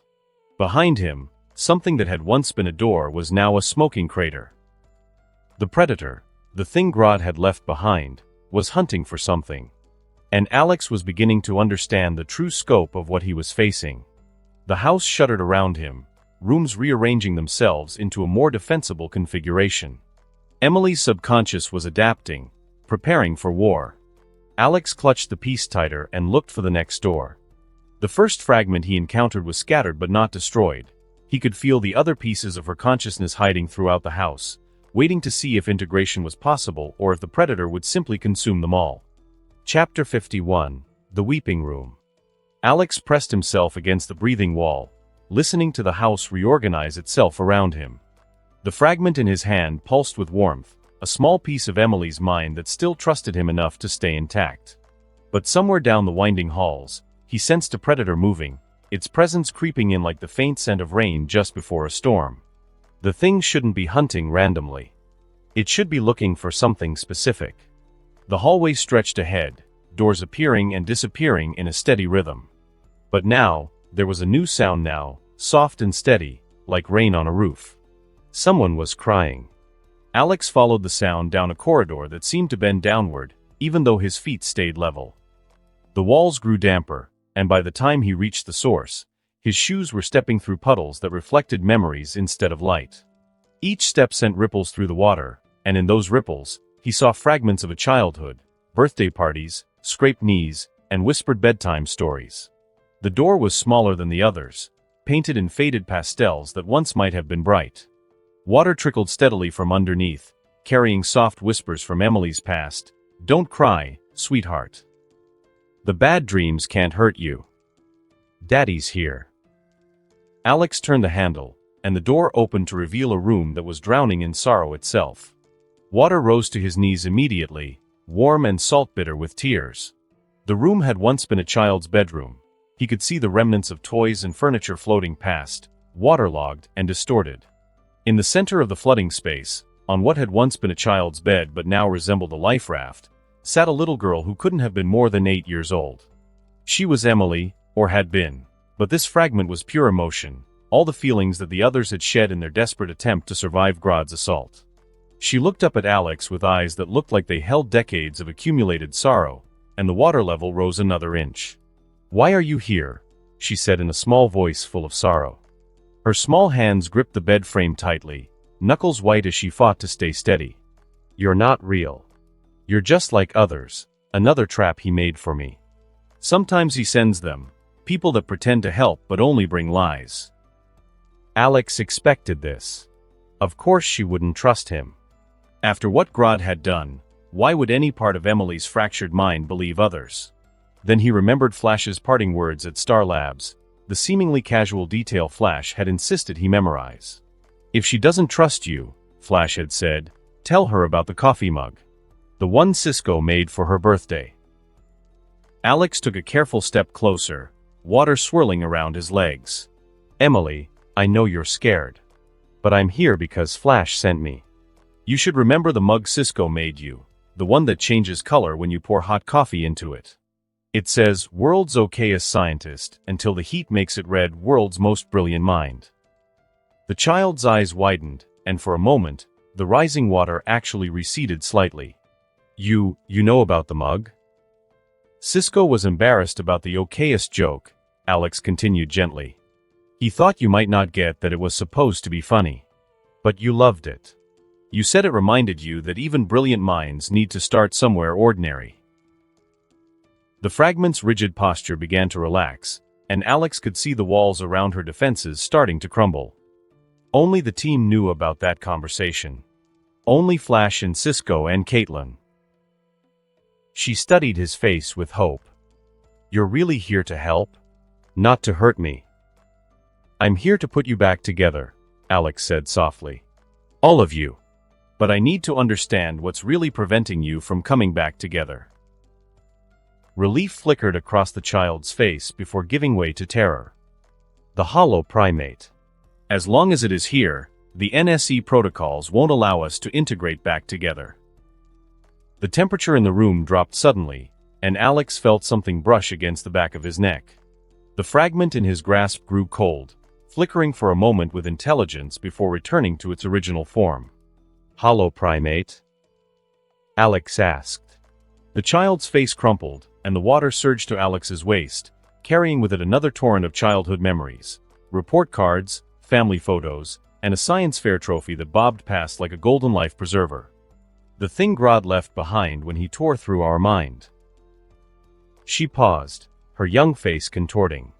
"It wants something from us. It won't stop until it gets it." Through the rising water, Alex could see the room's submerged contents more clearly now. Most of it was the same earlier contents, toys, books, stuffed animals. But there was something else, barely visible through the murky depths, another door, which was different from the others. This one was made of reinforced metal, and despite being underwater, it still glowed with a faint, steady light. "What's down there?" Alex pointed and immediately felt the child's terror spike. The water level jumped in response to her emotional surge. "No, no, no," she whispered, shaking her head so violently that droplets flew from her hair. "That's the way to the vault. That's where we keep her hidden.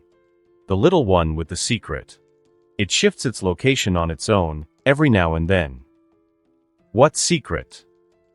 The child looked around frantically, as if afraid the walls themselves might overhear. When she spoke, her voice was barely audible above the flowing water. "The discovery. The thing Dr. Emily found right before Grodd came. Something about consciousness, about how it works, how it can be moved, changed. The little one in the vault, only she remembers everything about it." Alex confirmed their earlier assumption. The NSE protocols hadn't just fragmented Emily's mind to protect her from Grodd's assault, they'd shattered her consciousness specifically to hide this crucial information. "That's why the hollow primate is here," the child continued, her voice growing more frantic as understanding dawned. "Grodd didn't just attack our mind for fun. He was trying to steal the discovery. And when he couldn't break through our defenses fast enough, he left some part of him behind. Like some kind of psychic bloodhound that's programmed to find what he couldn't find." A sound echoed through the flooded room, barely more than a breath at first, but it edged closer patiently. It wasn't a voice or a growl, just a heavy presence that pressed down like the weight of something vast. The water trembled beneath their feet, carrying a chill that seeped into the bones. The child's eyes shot open, wild and filled with pure, raw fear. "It hurt us," she whispered.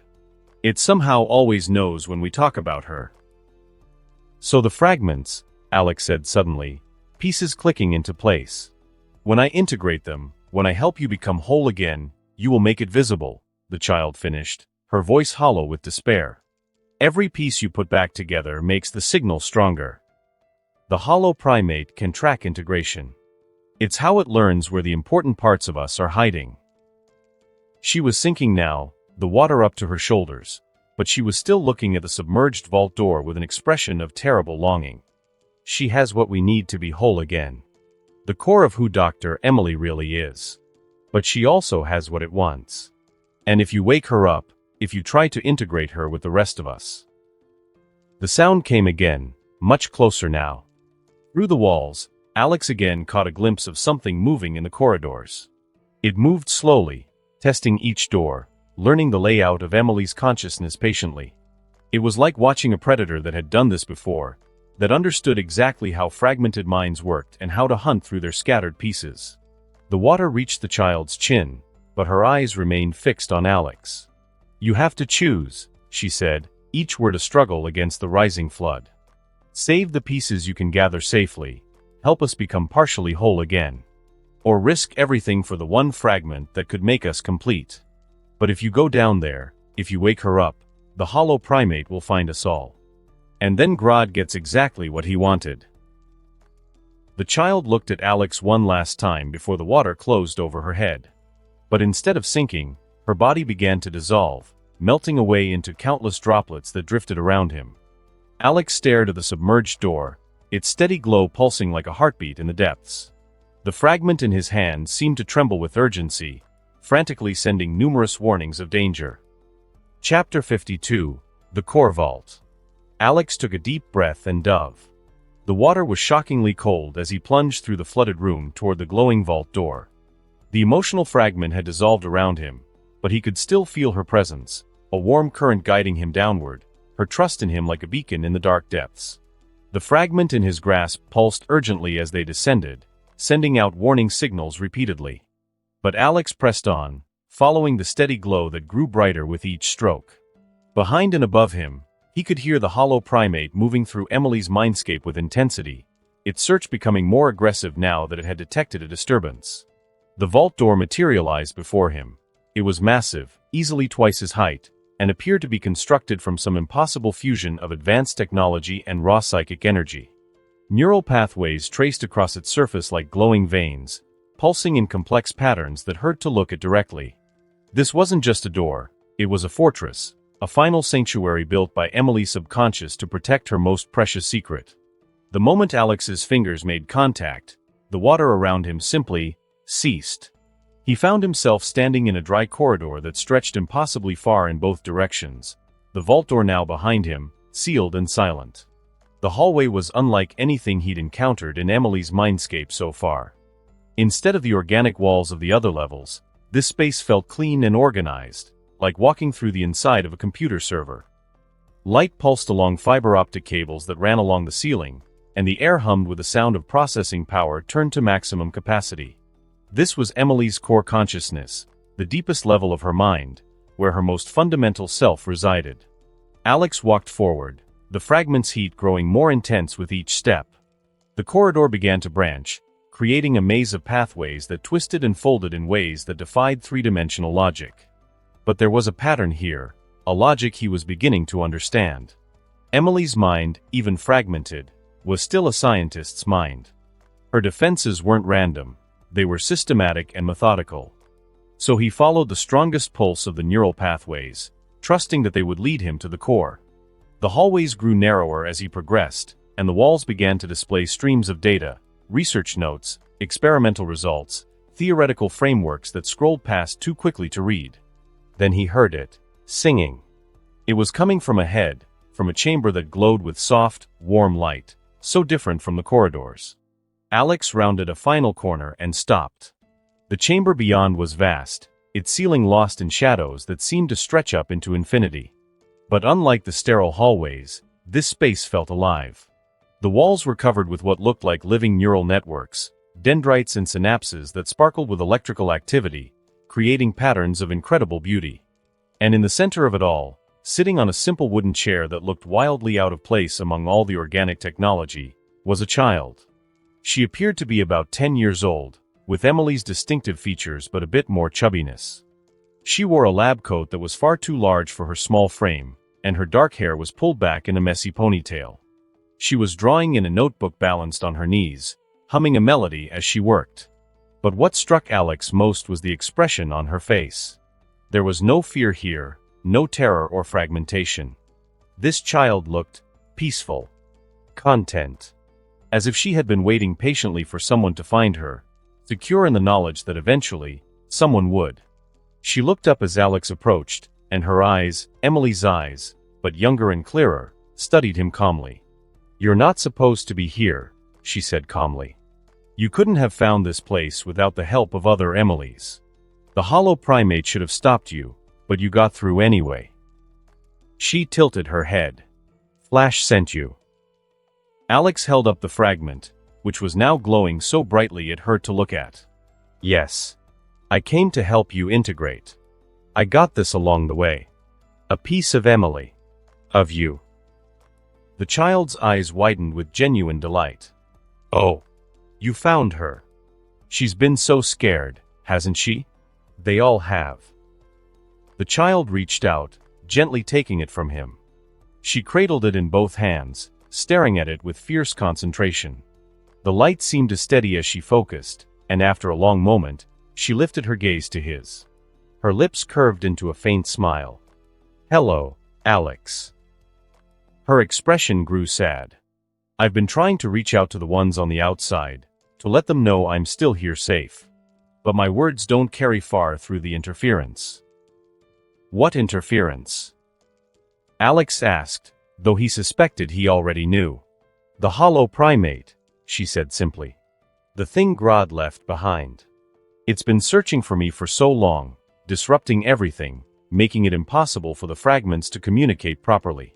That's why the integration keeps failing. We can't coordinate when there's something constantly jamming our signals." Alex knelt down so he was at eye level with the child. "What do you have that it wants so badly?" The girl's expression grew serious, older somehow, as if the weight of adult knowledge was suddenly pressing down on her small shoulders. "The discovery.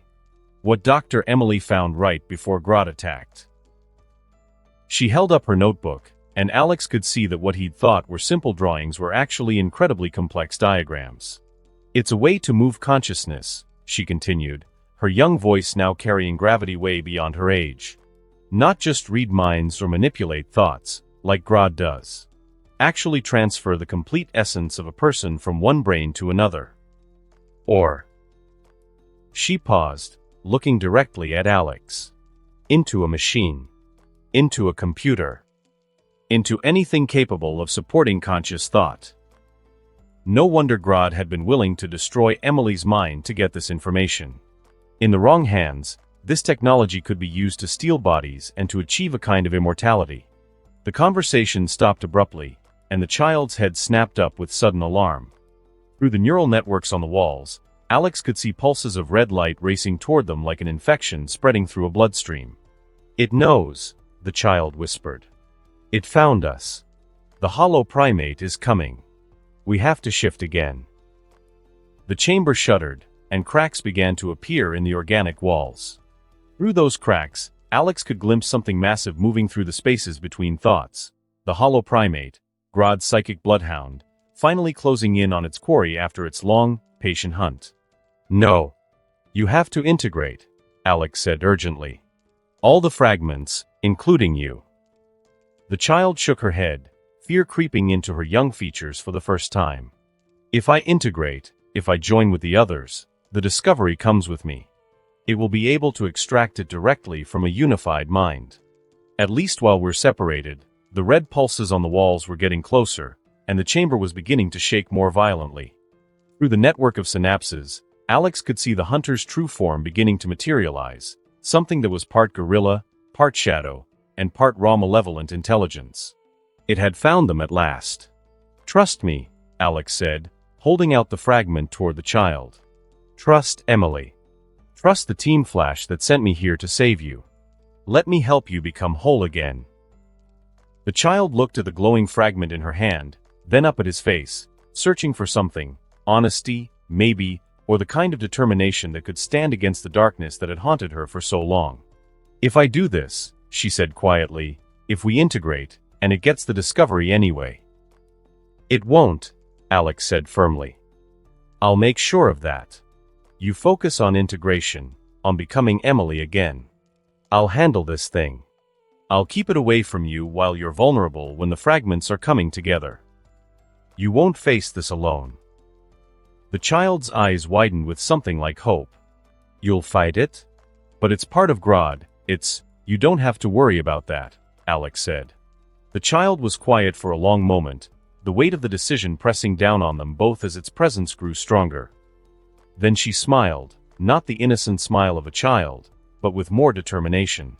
"All right, Alex Thorne," she said, closing her notebook and standing up from her chair. In the next moment, she held the fragment with both hands, and together they shot upward, streaking toward the vaulted heights of the chamber. Pure, brilliant light erupted in its trail, flooding outward through every neural pathway in Emily's mind, calling her scattered pieces home. The integration had begun. And outside, the hollow primate roared with fury as its prize slipped through its fingers like sand, hammering harder at the vaulted door in a desperate bid to break through. Chapter 53: The Hollow Primate. The neural pathways along the vault walls pulsed faster, their gentle blue glow shifting to warning amber as the massive door began to shake. Each impact sent tremors through the chamber, but the fortress held, just as Emily's subconscious had designed it to. Alex watched the child streak upward like a comet, her essence calling out through every synaptic connection in Emily's mind. Above them, brilliant streams of light began connecting throughout the neural networks as Emily's scattered fragments finally had a clear path home. The integration had begun. Now Alex had to buy them time. The vault door groaned under another assault, its psychic metal warping to the force. Through the translucent surface, Alex could see something massive pressing against it, the hollow primate, Grodd's concentrated arrogance given form, battering at the final barrier desperately. "The fortress will hold," Alex said aloud, his voice carrying through the mindscape. "This is Emily's deepest sanctuary. Her most protected space." As if responding to his words, the vault door's neural patterns flared brighter, reinforcing itself with layers of new psychic defenses. But the hollow primate's attack grew more vicious, abandoning patience and slamming at the barrier with the fury of something sensing its victory slipping away. The door held. Minutes passed as the integration lights grew brighter above them, Emily's consciousness reassembling itself piece by piece. But Alex could see hairline fractures beginning to appear in the psychic metal, not from the creature's physical assault, but from something more insidious. Doubt. Fear. The accumulated trauma of months of fragmentation was weakening the vault's foundations, creating psychological stress fractures that grew with each impact. "She's almost whole," Alex whispered, watching the streams of consciousness flow together overhead. "Just a little more time." That's when the first crack appeared. It started as a thin line of darkness along the door's edge. More cracks spread across the vault door like a spiderweb of despair. Each one whispered the same message: there is no safety. There is no escape. Grodd finds everything eventually. The whispers grew into a grinding roar as the vault door began to dissolve, its light bleeding away into nothing. Above them, the integration was nearly complete. Emily's consciousness blazed like a newborn star as her fragments merged, but she was still vulnerable, caught in that fragile space between shattering and wholeness. Through the widening breach stepped a psychic imprint of Grodd, towering in the form of a massive pitch-black gorilla. Its burning eyes radiated a cold focus that pressed against the mind itself, as if the very air of the mindscape had grown heavier in its presence. At last, it rumbled, stepping through the collapsing door, its voice heavy with the weight of something that had waited forever and always known it would win. "The insects have stopped scurrying. The mouse flees to her little reunion above, thinking coming together will save her." Those burning eyes swept over Alex lazily. And one waste of humanity remains to watch the futility of resistance. Alex positioned himself between the creature and the ascending streams of integration light.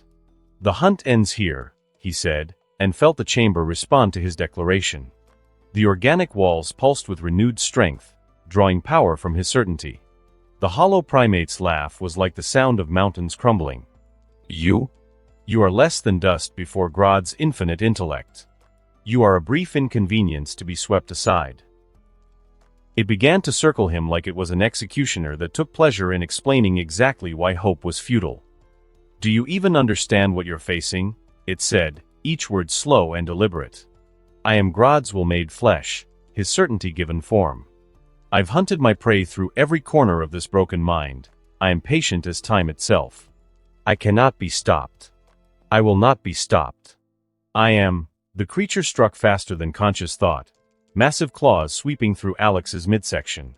Perfection incarnate, it finished as Alex's body separated at the waist, his upper half toppling backward while his legs remained standing for a moment before collapsing. The world slowed as Alex fell, watching his own blood spatter across the organic walls. Above them, Emily's integration continued, streams of light growing brighter as her consciousness reassembled itself piece by piece. She was so close to being whole again. So close to being free. The hollow primate was already turning away, dismissing him as thoroughly as one might dismiss a crushed insect. Pathetic. Did you truly believe that you could stand against the infinite intellect of Grodd? Your species' delusions of significance never ceased to, quite talkative for a gorilla. The voice came from behind the creature, calm and darkly amused. The hollow primate spun around with impossible speed, its burning eyes widening as it searched for the source. Black tendrils erupted from the wound, twisting like something alive. They reached down to his torn body, dragging the pieces together with wet, sucking sounds. Flesh crawled and sealed over itself, bones snapped into place, and veins slithered until they locked together. His body was whole again, but subtly different. Stronger. More fluid in its movements. The gentle therapist who had earned Emily's trust was still there, but underneath lay something else entirely. The hollow primate snarled, finally recognizing that its assumptions had been wrong. Impossible. What are you? How is your mind so strong? You don't need to know that, Alex said, his voice sending an unsettling vibration through the chamber's walls. Tendrils erupted from Alex's back and shot towards the creature. It wrapped around the creature's limbs, holding it in place while his arms became massive blades that carved through psychic flesh like smoke. The hollow primate's arrogance finally cracked, the hollow primate encountering something it couldn't categorize or dismiss. But even then, the entity's core programming reasserted itself. No. This is impossible. I am the extension of the greatest mind in existence. I am inevitable. I am predictable, Alex finished. The biomass spread from the wound like an infection, but this was not random consumption. Alex was absorbing the entity like he did everything else, taking in its essence, its memories, and its direct connection to Grodd himself, while carefully isolating the useful components from its toxic arrogance. The hollow primate's form began to dissolve, but even as it died, Grodd's fundamental nature asserted itself. You think this is victory? Grodd will know of this. The Master will find you. The infinite intellect will never see me coming, Alex finished quietly. As the last of the hollow primate was absorbed into his biomass, Alex felt it, a broken link back to its creator, now buried in the deepest corners of his own mind. The link still pulsed faintly, but Star Labs' mind-shielding tech kept the connection from breaking through. The chamber was finally filled with warm, golden light from above. Emily's integration had reached its peak, Dr. Emily Blunt's consciousness reassembling itself, whole and complete and free for the first time since Grodd's assault. Alex felt her joy through the neural networks, her overwhelming relief at being whole again.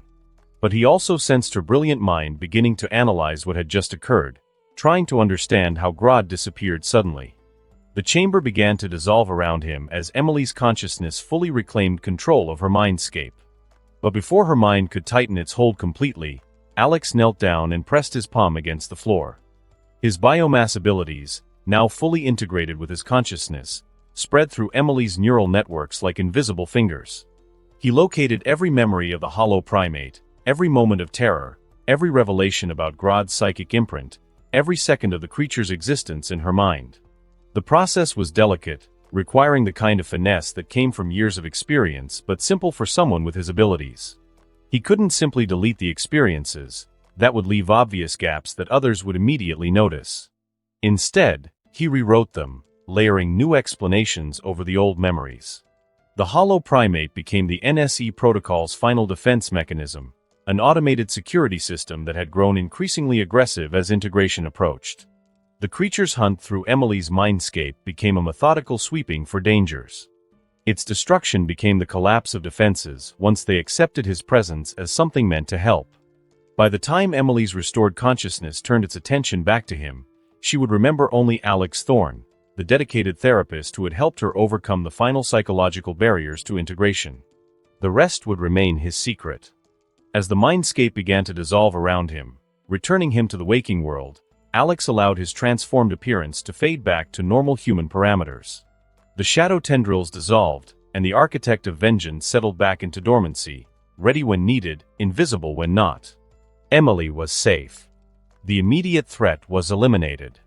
And deep in his consciousness, a fragment of Grodd's psychic imprint waited patiently to guide him to the next stage of a much longer game.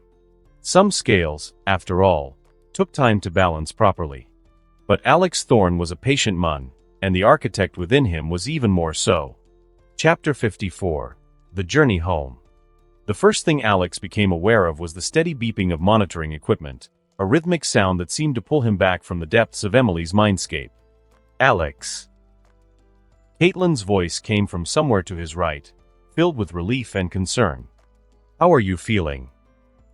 He nodded, eyes on the monitoring station where Emily's neural patterns had been tracked for days. The chaotic waves of her broken mind were gone, replaced by smooth, coherent patterns, still complex, still Emily, but whole. She's stable, Cisco said, following Alex's gaze. More than stable, actually. Her neural integration is better than we dared hope. Whatever you did in there. He shook his head in amazement. It worked. Flash appeared at Alex's bedside with barely a whisper of displaced air, gratitude with exhaustion written on his face. The hero looked like he hadn't slept in days.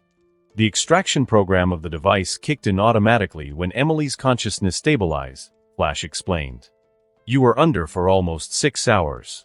We were starting to worry that I wouldn't make it out, Alex finished, his voice sounding hoarse but functional. The NSE protocols were more complex than we expected. Her mind had created some aggressive defense mechanisms. It wasn't entirely a lie. The protocols had created defenses. They'd just taken the form of hiding Emily's consciousness so deeply that Grodd's imprint couldn't find it. But Alex's carefully constructed version of events would satisfy their need for a logical explanation. Is she awake? Alex asked, struggling to sit up despite Caitlin's gentle but firm pressure to remain lying down. She woke up about 20 minutes ago, Flash said, and his smile was the first genuine expression of joy Alex had seen from him. Fully healed, fully aware, and asking about the colleague who risked his mind to save hers. A door slid open across the medical bay, and Alex turned to see Dr. Emily Blunt walking toward them under her own power. She moved slowly, clearly still adjusting to being whole again, but there was an alertness in her eyes that had been absent from all the medical files Alex had studied.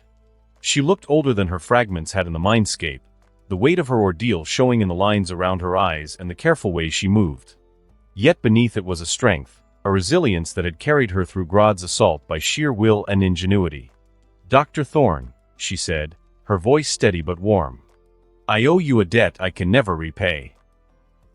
Alex shook his head. "You don't owe me anything. I'm just glad we could help you find your way back." "I remember fragments of what happened in there," she said carefully. "The defense mechanisms were intense. More aggressive than I would have expected from the NSE protocols that I had in mind when I worked on it. But you navigated them with remarkable skill." She paused. "I feel like some parts are still missing here and there, blank spaces where I know something happened, but I can't quite recall." Cisco exchanged glances with Caitlin. "Integration can be traumatic," he explained. "Sometimes the mind protects itself by letting go of some trauma." "It's probably for the best," Alex added gently. "Some experiences are better left buried, especially when they serve no other purpose." Emily nodded slowly, accepting the explanation. "Well, whatever you did, whatever risks you took, thank you. I feel like myself again for the first time in a long time." The next few hours passed in a blur of debriefings, medical evaluations, and grateful handshakes from Team Flash.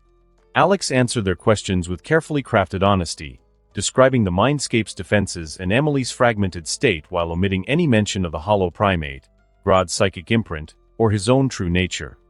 As far as they would ever know, Alex Thorne was exactly what he appeared to be, a skilled psychologist who had somehow found the key to Emily's maze and helped her put the pieces back together. By evening, Emily was cleared for monitored recovery, and Alex was pronounced fit for travel despite Caitlin's protests that he should rest for at least another day.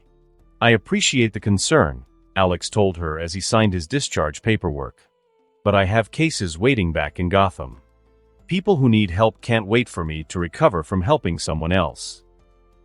It was Flash who walked him to Star Lab's main entrance as the sun set over Central City. The hero moved at normal human speed, his expression thoughtful.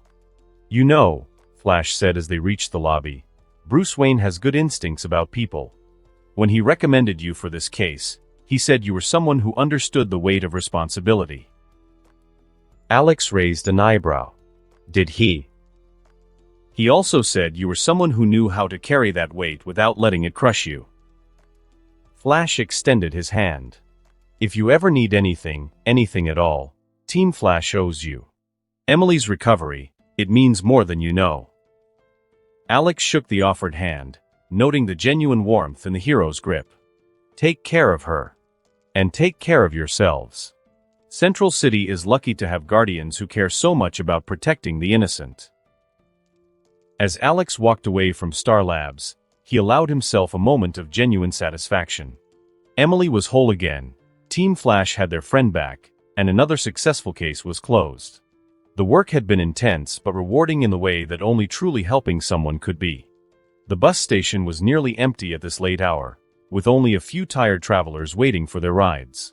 Alex purchased a ticket on the 11:47 p.m. express to Gotham, a route that would take him through the night and deliver him home by dawn. The bus itself was one of those long-distance coaches designed more for efficiency than comfort. Alex settled into a seat about halfway back with his fellow passengers, an elderly woman knitting in the front row, a businessman asleep against the window 3 seats ahead, a young mother with a sleeping toddler across the aisle, and a college student with headphones plugged into his phone. As the bus pulled away from Central City, Alex let himself relax. The soft engine hum and passing streetlights gave him the quiet atmosphere he needed to process everything. He'd successfully helped Emily recover from her trauma while maintaining his professional reputation. Team Flash trusted him, Emily was grateful, and he'd gained valuable experience working with consciousness-related disorders. By any measure, The consultation had been a complete success. The bus moved through the dark beyond Central City, headlights lighting the road ahead. Alex settled deeper into his seat, eyes half closed as streetlights flickered past. Around him, passengers rested in the late-night quiet, the businessman's steady breathing, the soft click of the elderly woman's knitting needles, and the mother watching over her sleeping child. 20 minutes into the journey, the bus deviated from its route. It happened smoothly, almost without anyone's notice. A turn here, a different highway there. The elderly woman was the first to notice, her knitting needles pausing mid-stitch as unfamiliar scenery rolled past her window. She stared into the darkness with unease but said nothing. The driver sat like a statue behind the wheel, his movements slow and mechanical. When the elderly woman finally gathered the courage to call out, asking about their route, he didn't so much as twitch. His eyes remained fixed on the road ahead. The bus left the paved highway entirely. Gravel crunched under the wheels as the bus followed a service road into dense forest. Tree branches scraped against the windows like gnarled fingers, and shadows seemed to move independently of their sources. Branches scraped along the windows, and darkness pressed in from all sides. A college student looked up from his phone, confusion crossing his face as he realized they were no longer anywhere near civilization. The businessman stirred, blinking awake at the sight of trees crowding close on both sides. Where are we going?"